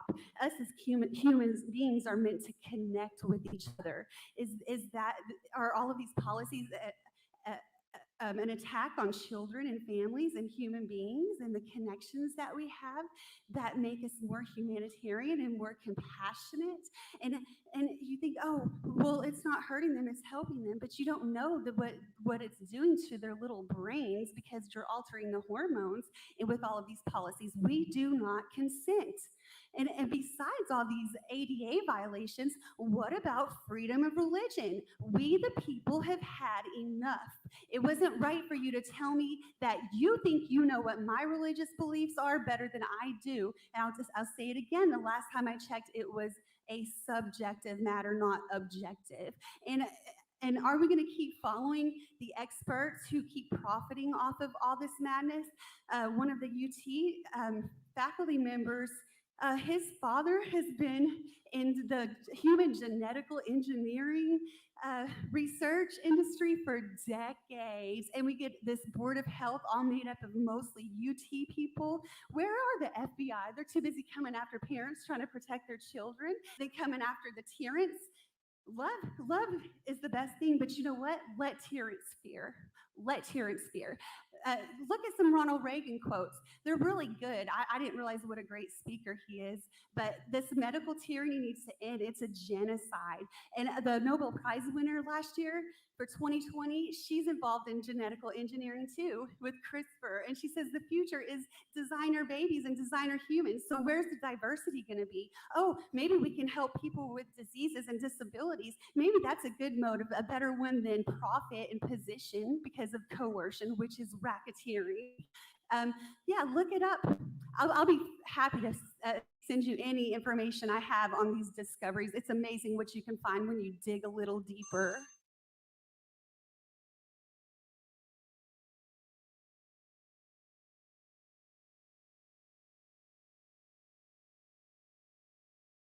Logan Taylor.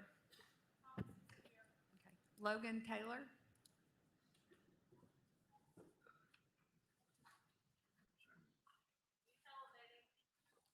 Please state your name and county of residence.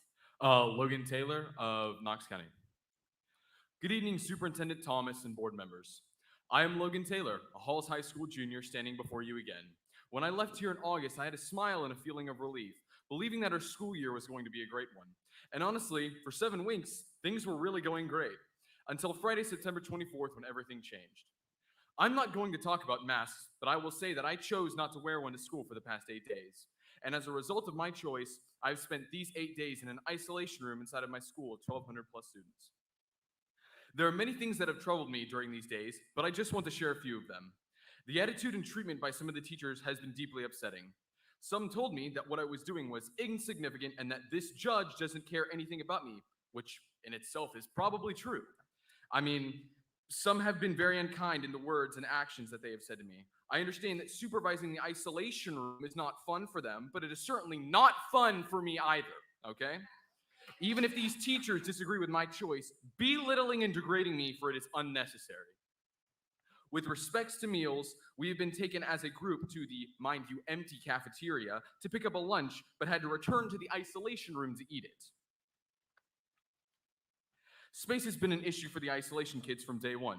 Yesterday, we moved through 4 different rooms before we were even settled in by noon. But by far, my greatest concern has been that my right to an education seems to have just gone out the window, apparently. You see, I have sat in the isolation room most of this time with 0 instruction and little or no work to provide me on Canvas.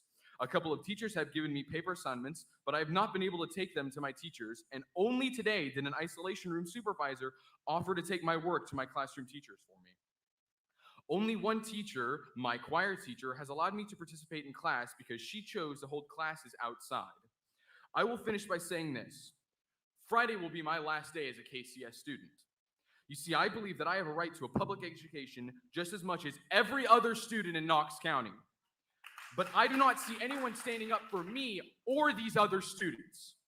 My family and I have reached out for help about what will happen to me in my education, and no one has said, this is the plan for you, Logan. This is the plan we have to meet your educational needs as you prepare for your senior year.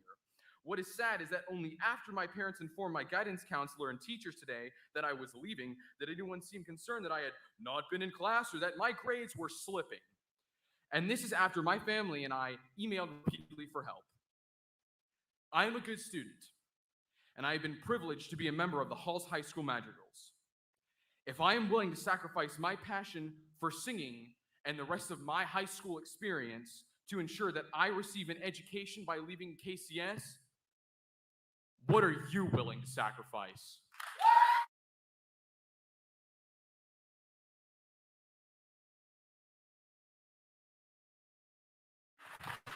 And then Marlene Knapp. Lily Hutchison. Is Lily here? Marlene Knapp.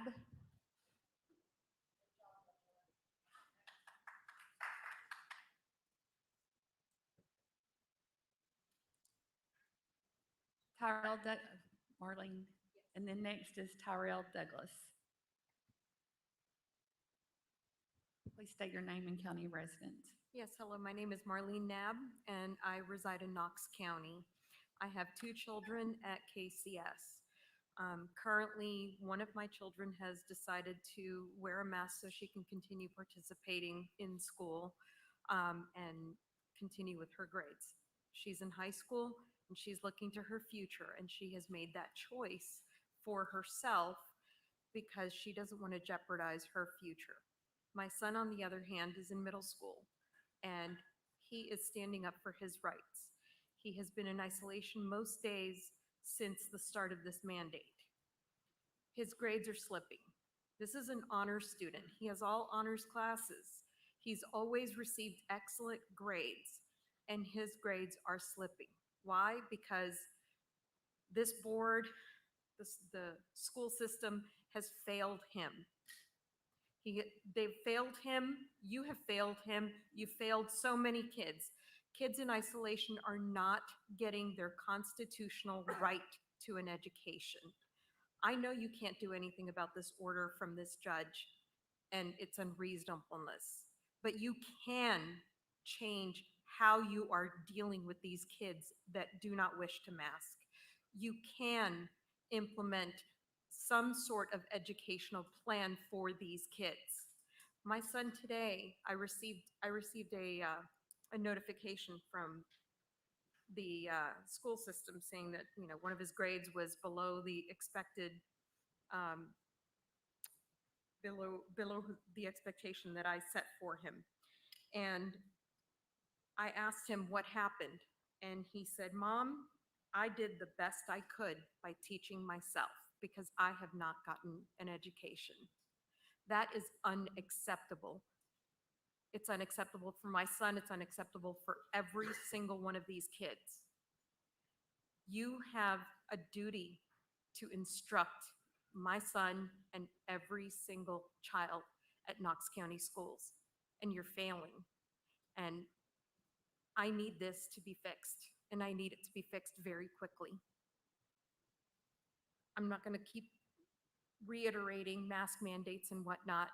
I understand that's not within your purview. I understand that you don't have the right to change that, but you do have the right to change how you are choosing to implement this. Fix this and educate our children. Thank you. Thank you. Tyrell Douglas and then Christine Parker.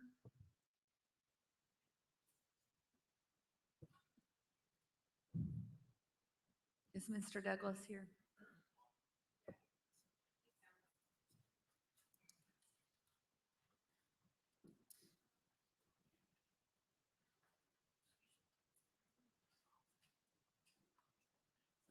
Many folks have mentioned a lot of things that I've got in here, but I'm going to say it again. A couple of parents told me that children who are either unable or chose to exercise their inalienable right to bodily autonomy to wear a mask are not being taught while they're in school. Knox County schools and teachers are being paid to teach the kids. It is appalling that it is happening. The reason these kids go to school is to be given a proper education. Knox County schools have abandoned their primary responsibility. This is without a question absolutely unacceptable. Furthermore, the fact that their children are being punished with detention without education for exercising their 14th Amendment right to choose not to wear a mask is again unacceptable. Even if these kids have done something to warrant detention, does not negate your responsibility to provide an education. There's no reason these kids should be getting zeros on their classes. The recent decision by a judge to stay the executive order to opt out from wearing a mask has absolutely no bearing on whether these kids get to choose to wear a mask or not and still get an education, because Governor Lee's opt-out mandate is totally unconstitutional. We have a 14th Amendment right to bodily autonomy. Inalienable. Since when do we have to ask permission to exercise an inalienable God-given right listed in the 14th Amendment of the U.S. Constitution? It is imperative that this right not be violated. Many of these kids are susceptible to illness, and these kids are smart. They've seen the lab culture test that has recently been done that found streptococcal pneumonia. Let me list this out. Mycobacterium tuberculosis, meningitis, Neisseria, acanthamoeba, that's a parasite, polyphaga, E. coli, Staphylococcus aureus, and a deadly Staphylococcus pyogenes, serotype M3. My granddaughter read on the box of masks does not prevent the spread of coronavirus. So I'm sure these other kids can read and do math and put 2 and 2 together. So contrary to common belief, masks cause illness. They do not protect the wearer. They do not protect others around. Kids know this. Stop punishing them for not wanting to get sick and teach these kids their full curriculum while in school, regardless of your policy. Just do your job.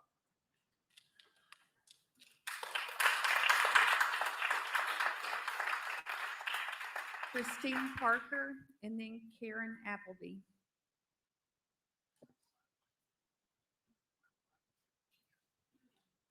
Hello, my name is Christine Parker. I'm in Knox District 5.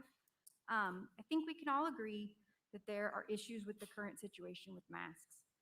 Due to the original inaction by the board to approve adequate COVID measures, there are now children who are medically cannot wear masks that cannot attend school.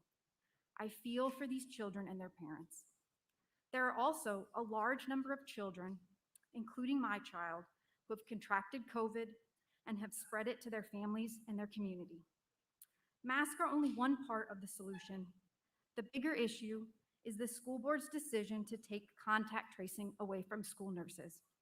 My child woke up with a runny nose on Sunday, August 22nd, thinking it was allergies. I gave her some Zyrtec and she went to school on Monday. Monday night, I just happened to check Facebook and I found out that multiple children from her class were positive. We did an at-home test the next morning and a PCR later that day. Both were positive. No one ever called me to tell me she was a close contact, and the health department did not contact us for her contacts until 9 days after her test. She was wearing a mask, but it upsets me about how many kids she may have affected that Monday she was at school. How many families might have become sick, missed work, or ended up in the hospital because I didn't know that we needed to quarantine. I originally wanted to give the benefit of the doubt to the process broke down to the volume of cases that were happening at the time that my daughter was ill. But even now, when the cases are seeming to fall and there's a lot less burden on the system, there's parents online that are sharing the same experiences and the information that the schools are not sharing this information with the health department as quickly as needed. Given the importance of contact tracing to stopping the spread, I ask you to allow school nurses to return to contact tracing in the school like was done last year. The faster we stop the spread in our community, the faster, hopefully the faster we can get back to normal. Thank you for your time. Karen Appleby, and then Scott Appleby. Good evening. Thank you for your time. My name is Karen Appleby. I'm a resident of Knox County, and I have 2 girls in Knox County schools. Would have never thought I'd be here holding this up, asking, please educate my child, because they've been in segregation since this all started. I strongly oppose the mask mandate given by Judge Greer, who's obviously not a doctor and/or has limited knowledge, and at best, regarding efficacy or ADA accommodations. Otherwise, he would not have put this mandate in place. However, I have grave concerns and strongly disagree with how you guys have implemented this order. I don't understand who in here goes, hey guys, let's take these kids who aren't going to wear a mask and put them in a room by themselves. We're not going to teach them anymore. Where in any of your brains did that say, oh, that's a really good idea? Our kids deserve this. I mean, sit with that, think with that.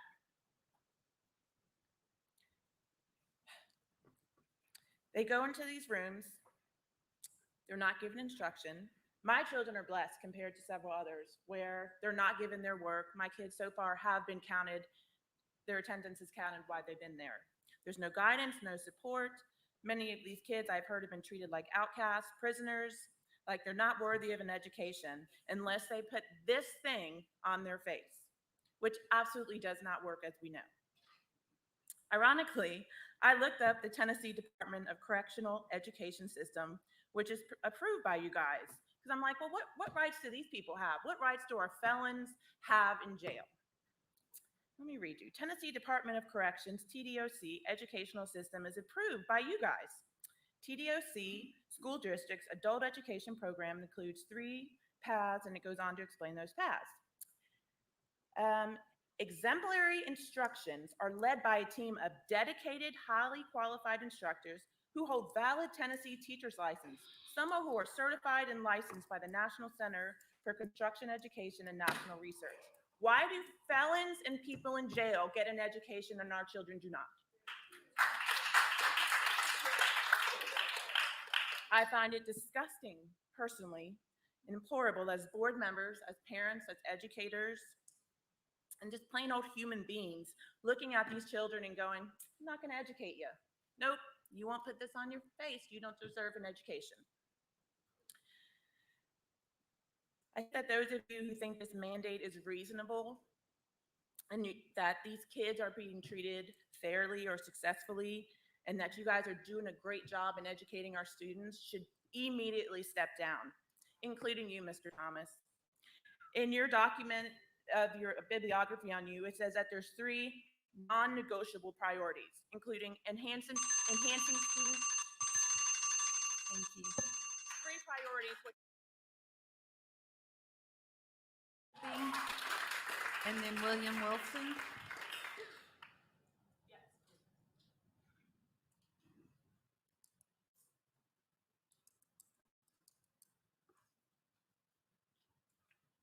Please state your name and county of residence. Scott Appleby, Knox County. As I stood here this evening, I watched you all celebrate. So I was a combat veteran. The only celebration I got was saving a life on the combat field and returning home to my family. I'm a husband, father of 3 daughters, college student, combat veteran, prior federal law enforcement officer, and I volunteered for all those positions. And I have a duty to serve in all those positions. As due to, you all have volunteered for this and have a duty to educate our children. We, the people, elected you to these positions and entrusted you with the duty and educational care of our children. Yet today, our children are segregated from their fellow classmates and are being used as pawns in this political game as if their education or life has no value. They are being educationally neglected. Did y'all hear it? Tonight, my time has been cut to 3 minutes, so I'll keep it short and give you 2 options. Find a classroom or have the Tennessee Emergency Management Agency or the Tennessee National Guard bring in a trailer. Find volunteer teachers who will educate our children instead of neglecting them. I don't care about the judge's order or opinion. This is our right, and you have the duty to educate our children rather than neglect them by shoving a computer at them or some papers that say, here, educate yourself. We lost 7 men fighting in Iraq who volunteered and took it seriously to ensure our freedoms and choices for our future. So I demand you take our children's education no less seriously because they are our future. I will never comply with a mask. I have not worn one yet. I will never get a COVID shot. That is my choice, and I'll take it to the death, and I will defend it under our Constitution to my death. Please help us. Thank you.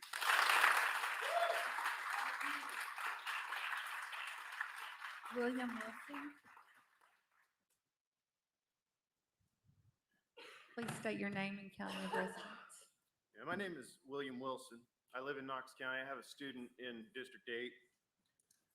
My son also has a disability and he has zero problem wearing a mask, just so you know. During this month of September of this year, 140 people died in Knox County from COVID. I can't talk while they're heckling from the background. Can I get back my 20 seconds? I didn't get my son. Please. The clock is Please ticking. let our speaker finish. All right. 140 people died in Knox County in September alone from COVID. The flu kills 120 people in a year in Knox County. This is not made up. This is facts from the Knox County Health Department and Tennessee Health Department. The ultimate loss of rights is the loss of life. Wearing a mask does not compare to losing a loved one or losing your life. Last year, most school board meetings had no speakers at public forum. This year, there have been hundreds of speakers, but in 2021, a very small group of people have actually been here over and over and over again. You know who they are. It gives the appearance that they're a majority, but they're not. Less than 1% of kids refuse to wear masks. And they wouldn't have done that if it hadn't been such a political issue. This is a minority. They're fueled by misinformation and by politics. There is not a shred of evidence that masks harm children or adults. There is not.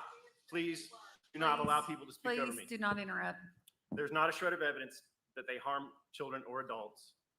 There are at least 50 studies since the start of this pandemic that show that wearing masks prevent the spread of COVID or slow it down, which makes it manageable. So this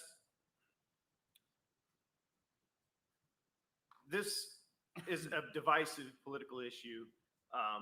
The format of these meetings don't make it easy for us to have discussions. Instead, we are on sides and we're shouting at each other.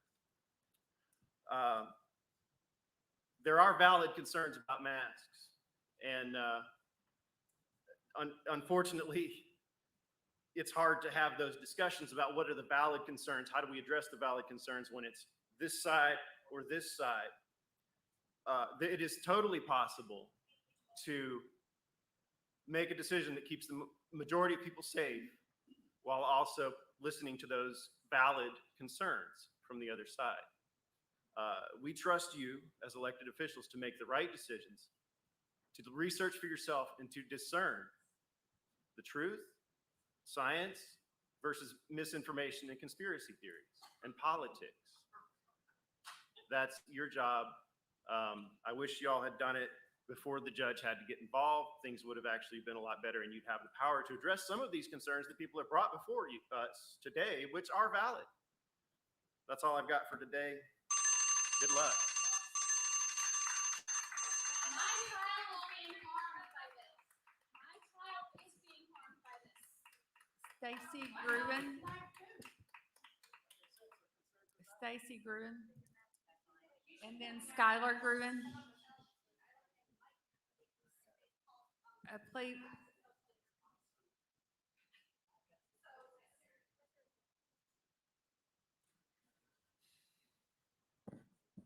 Please state your name and county residence. Hi, my name is Stacey Gruen, and I'm a resident of Knox County. I have 4 kids who are students at Farragut High, middle, intermediate, and primary. I'm here to talk about the protests happening in our schools. For over a week, my child has been afraid to walk the path to school. After she FaceTimed me during one of her walks, I was in disbelief to see a group of anti-mask protesters gathered outside her school doors. From then on, I have walked with her every day. Here are a few of the things I have seen. I have seen a group of adults who take up most of the sidewalk and walk as if they are in their own parade, while they carry signs that mock our kids. I have seen children walking in the grass and not on the sidewalk to avoid the protesters. I watched 2 kids step into traffic to avoid them, one on a main road and one in the drop-off line. I have seen the protesters gather as a group twice a day to say the pledge while holding huge flags that block most of the entrance to the schools. I believe in the right to peacefully protest. Please don't. But there are laws and rules that govern when and where these protests can happen. And if they are not followed, people can be arrested. I believe that these protests should not be allowed while our children are present on school grounds. I also believe walking your child to school with a group of people who are carrying signs is not a normal walk to school. It is a political protest. And how do I know the difference? Because I have seen many parents this week, like myself, who can walk their kids to school without carrying a sign. If KCS continues to allow anti-mask protests on school grounds, you are setting a precedent and will be required to allow all future protests from any political or special interest group. You are officially making our schools into protest zones. Is that what we really want? Over the years, our schools have found many ways to protect our kids. We are buzzed into buildings. We show our ID when asked. Our school staff wear ID tags. The doors have locks and alarms, and our kids have drills for every horrible scenario imaginable. So why can't we make their schools safe from protest? They are children. They cannot vote, and they don't have a say in our political process. They just want to learn and have fun with their friends. Instead, they are learning by your actions and your inactions that bullying is actually okay, as long as it is a parent who is walking their child to school. It doesn't matter how they feel about it, because they are just kids. School zones should not be protest zones. Please put a policy in place that does not allow protests at our schools. Thank you for your time. Skylar Gruen and then Brent Hunter.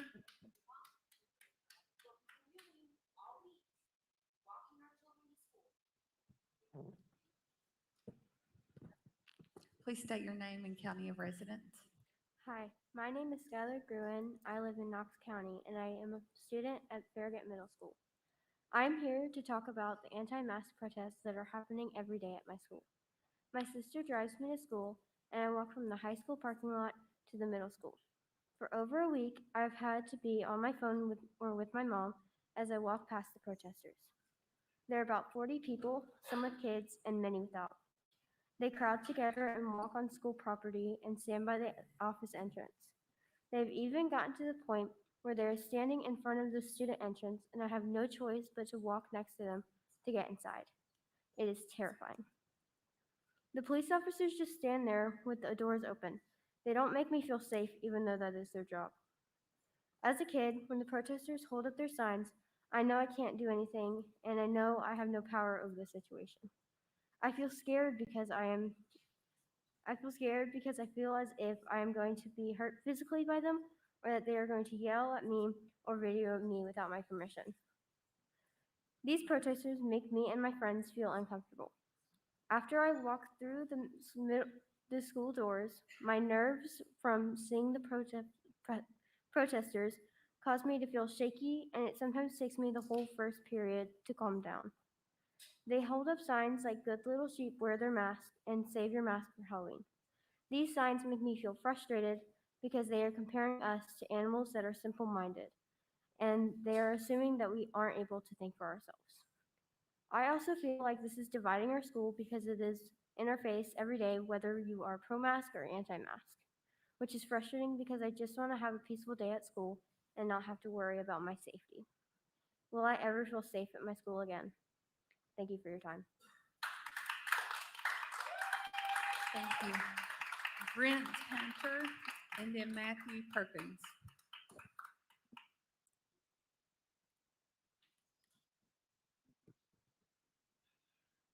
My name is Brent Hunter. I'm a resident of Knox County. I have 7 kids. 5 are in Knox County schools. I have 3 at Brickey Elementary, where they have been told, even though they've said no, they are told they have got to absolutely wear masks. I've got 2 at Powell High School who have been told that they will be suspended if they do not wear masks. In case you didn't know, I absolutely object against this unconstitutional mandate and the segregation of our students. You say that your hands are tied with this mandate. You feel that you have to comply, but please know that we do not have to. You say something has to be done about students who don't want to comply to wear these masks. You say they need to be separated, segregated from their classmates. But can someone please answer this question? Why are students being denied an education and instruction? Why are students not being allowed to ask anyone questions? They're stuck in an isolated area. They've been given busy work and pretty much told to sit down and shut up. You say that some sort of discipline is in order for noncompliance. So what can that look like? Examples could be cutting out students' extracurricular activities like sports and clubs. If scholarships are on the line, maybe that would persuade student athletes to comply. Or maybe there are field trips coming up, trips to the zoo, trips to concerts, trips to any other special place for these kids. Those that don't comply not attend these activities. Or any special activities at the school like safety patrol. But hear me when I say this, what cannot happen is any Knox County school going against Article 11, Section 12 of the Tennessee Constitution by denying these kids their right to free education, void of discrimination. What is the board going to do to ensure that the right of an education for non-compliant students is not being denied? If a student shows up wanting an education, they are to be counted present and given the opportunity to learn, just like every other child there. And I will close in saying this. I am asking this board to vote to stand strong, act in civil disobedience, and reject the ruling given by Judge Greer. If all of us are willing to fight for these students, it's about time that you show you're willing to do the exact same thing. Thank you.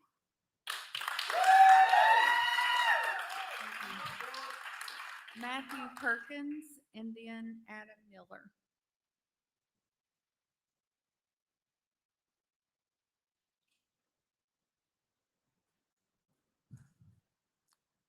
Please state your name and county of residence. Matthew Perkins, Knox County. It's been some great speeches tonight, so I don't have too much to say. I just want to put it on record. What's going on and deteriorating in the schools rapidly. My son, very obedient child, does not want to wear a mask, suffers from anxiety. Luckily, he got it from mom and dad. And the teachers are starting to ratchet up the pressure. That's uncalled for, unnecessary, unacceptable. My daughter, by the way, born 12 weeks early, premature, grade 4 brain bleed for any doctors in the house. All accounts, she shouldn't be here. She's here live and kicking. She loves school. I got to go home now and try to console her because there's pictures being posted of Spirit Day or whatever it was today in 4th grade, where students were taking pictures with their t-shirts. Not even a message to her, because she's in isolation, about the opportunity to maybe comply, wear a mask so she can get that picture taken. But instead, nothing. And I have another picture of another 4th grade class where they all have their masks off. So what's the deal with that? It's getting really tiring to see this. I actually moved my family down from Illinois, where we led a very fantastic life, but very under the thumb of the government. And I thought about, we followed the school district here. We followed them for a year before we made this decision. We came down here for a better life, for freedom of choice. And that choice has been taken away. Fortunately, I'm in a position where I could take them out of school. So I believe there's a financial benefit for me keeping the kids in the school, from my understanding and my limited reading I've done so far. But I'll be more than happy to take them out of Knox County School. No qualms at all. There's homeschooling that is coming up as being a great option. There's also a lot of private schools with no mask policy. So I'm here to fight verbally right now with everybody else who says this is ridiculous, but I'll throw in that towel and I'll put my kids in private school in a heartbeat. So start making some decisions. They might be tough, they might be illegal, but you know what? This is freedom here, and we are hurting our children. I'm sorry. Thank you. Adam Miller, and then Jennifer Quinley.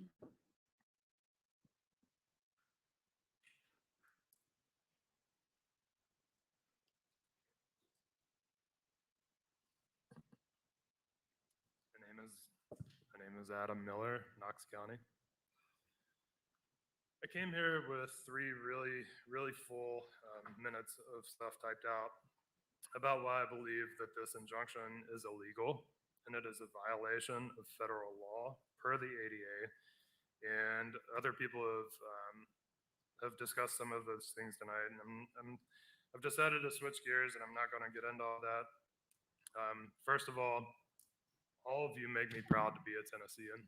Thank you for all of your stories. And thank you for standing up for liberty. Thank all of you. I also moved here recently, this year, from the West Coast. I grew up in North Carolina, but I moved back for many of the same reasons I've heard tonight, specifically to East Tennessee, because I believe that liberty is valued here and that the Constitution is valued here. And I wanted to get my family back. And we got here. I have a kindergartner in Farragut Primary. I walked in to a parent orientation and was very, very proud to see "In God We Trust" on the wall right there, fearlessly, and that they start their day with the Pledge of Allegiance. That doesn't happen everywhere. Thank you for that, Tennessee. It's heartbreaking now to walk up to that school every day and see small children with their faces covered, and it does impact them, and it will impact them for their lives. Some of the things I had typed out here are numerous psychology studies that span decades of research, very unambiguously stating that children do need to read people's facial expressions. It's critical for healthy social and emotional development, and you're depriving children for their lives.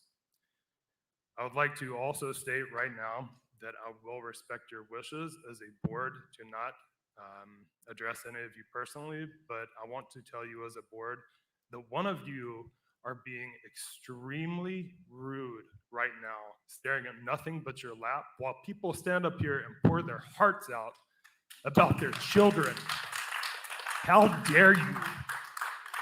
How dare you?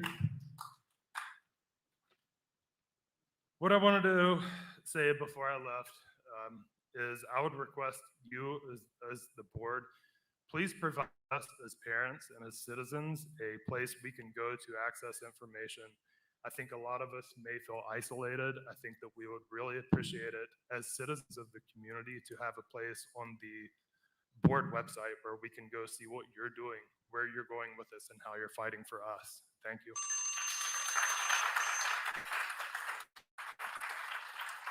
Jennifer Quinley and then Amanda Collins. Please state your name and county of residence. Hello. Hello, my name is Jennifer Quinley, and I'm a Knox County parent. I'm also a physician, and I've been an advocate for masks all along. However, I've heard so many valid stories that definitely have softened my opinion toward that tonight, because above all, I am an American, and I do believe in certain liberties, and I believe that our country is a great country, and it's built on that. And right now, you all are in an impossible situation because you're expected to comply with a federal judge's order that is very narrow in scope. I will admit that as a physician, it's very narrow. Because if you don't, you'll be in contempt of court. However, you have families, and I think all of us are in this room because we care deeply about our country, we care deeply about our children, and hearing stories where there is selective enforcement of these policies is not okay. Children should never be intimidated or bullied by any grown adult, either a protester or by a person in position of authority in their schools. So I come to you tonight after having attended the funeral of a friend's son who died of COVID, and he was a victim of misinformation. So he was 36, and he has left behind a grieving little boy who has lost his father. And again, it's an impossible situation because no one knows what to believe. However, when new scientific evidence is generated, you have an obligation, I as a physician have an obligation to review it without bias and educate myself about its relevance. And I think if you're in a position of leadership, you need to do the same. There have been some studies saying that masks can mitigate transmission within schools. And keep in mind, a lot of this data could not have been effectively generated because either at some point kids were not in-person instruction or we didn't have the Delta variant. But when you look at this fall in particular, there have been studies that showed that 8.4% of schools, of the outbreaks that were in schools with early, like from the gate, requirements for masks, that were 8.4, I can't even talk, 8.4% of the outbreaks, whereas 56% of the outbreaks occurred in schools that had no mask mandates. So there's clearly a difference in how it can mitigate transmission of the disease. Schools without mask requirements were 3.5 times more likely to have outbreaks compared to schools with requirements when they looked at confounding variables in a separate study. And certainly within the first 8 weeks of school, Tennessee was in the lead. We led the country in outbreaks, and it's just not okay. Schools do have the right to restrict behaviors. That has legal precedent to do so. Liberty cannot be restricted except in certain situations where there's endangering other people. And so even our founding fathers listed life before liberty when they did the Declaration of Independence. Thank you. Amanda Collins and Linda Arnold. Is Miss Collins here? Amanda Collins. Linda Arnold. Lisa Moon.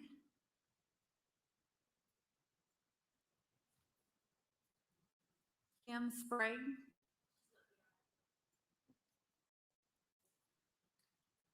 Randy Jones.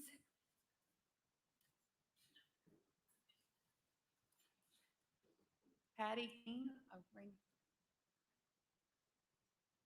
so Randy Jones, and then Patty King, and then Paul Hibben.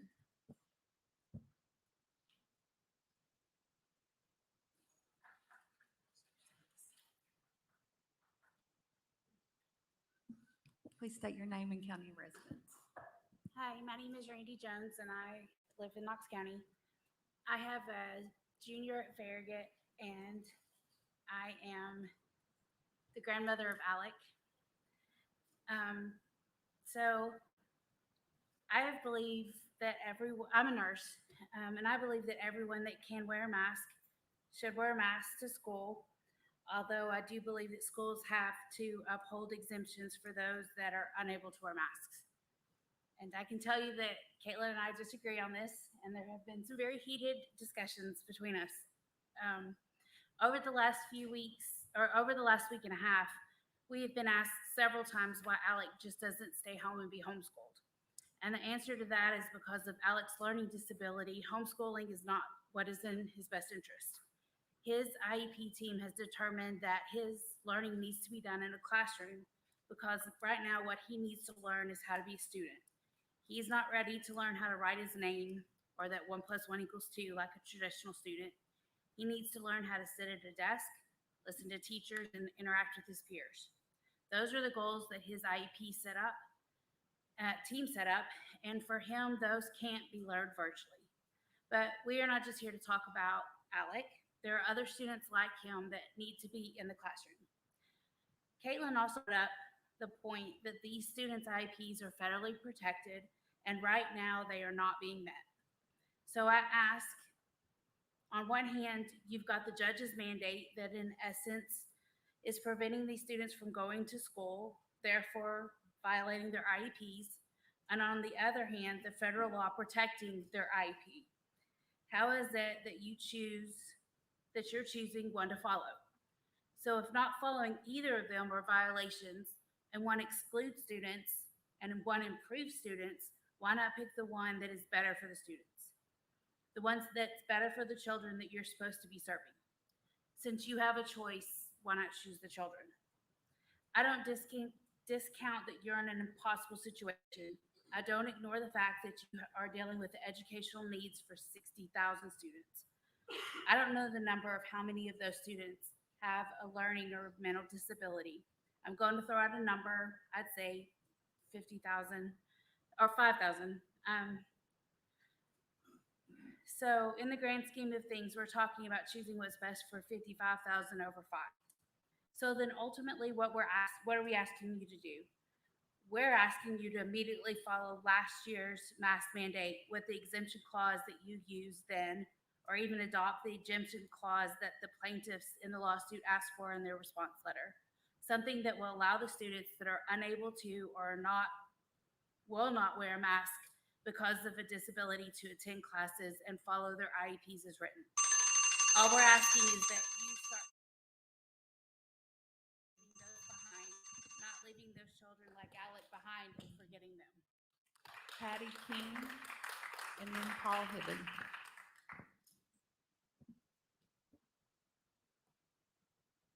Hi, please state your name and county of residence. Patty King, Knox County. I was going to address the isolation rooms, but something has just come to my attention that has totally pissed me off.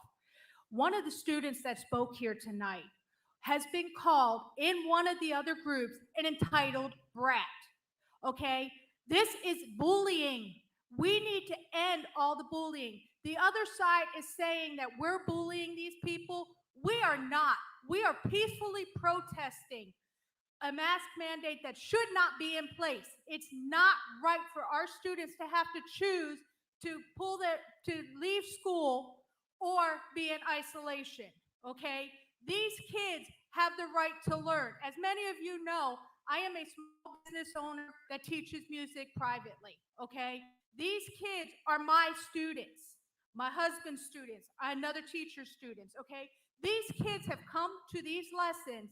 We're virtual right now, but they've been virtually crying to us because they are not getting the education they need. These parents are crying because they're not getting the education. We've got so many parents pulling kids out to homeschool in my group that I'm part of, okay, because of this mandate. This mandate, yes, I know you guys have no say over that. I understand that. But you do have say in what happens in these isolation rooms.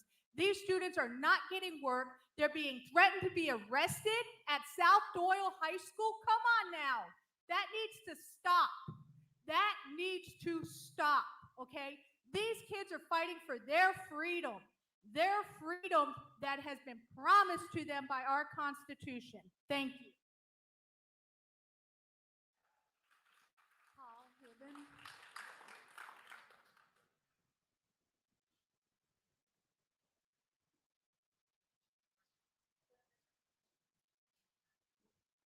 Please state your name and county of residence. My name is Paul Hibben. I'm a resident of Knox County. I have children in the Gibbs High School. I'd like to start by saying I appreciate the governor and the Board of Education for at least giving us or attempting to give us the right to choose. This federal judge's mandate is now causing irreparable harm to a litany of other students with disabilities, which is direct violation of the American with Disabilities Act. This lawsuit and decision was nothing more than a ploy by the plaintiffs who only care about themselves and their children with their disabilities. It is clear because no other disabilities are included. And if that's not unlawful, I don't know what is. And you know it. It's an unlawful catch-22 situation that this judge has put the Board of Education in. There's no doubt about it. You cannot comply with the mandate and comply with the American with Disabilities Act. It's impossible, and you all know it. That's what we're all here about. So why don't you do something about it? Stand up. Stand up and tell them this is not right. We cannot do both. So why are you choosing? She just said, you got to choose one or the other. Why are you choosing the judge? It took Congress, an entire Congress, to pass the ADA. Yet one judge is telling you what he thinks you should use out of the ADA. It's horse pucky, all right? And I think everybody here knows it. So I implore you to do something, do the right thing. Somebody step up and say, this isn't right. Thank you.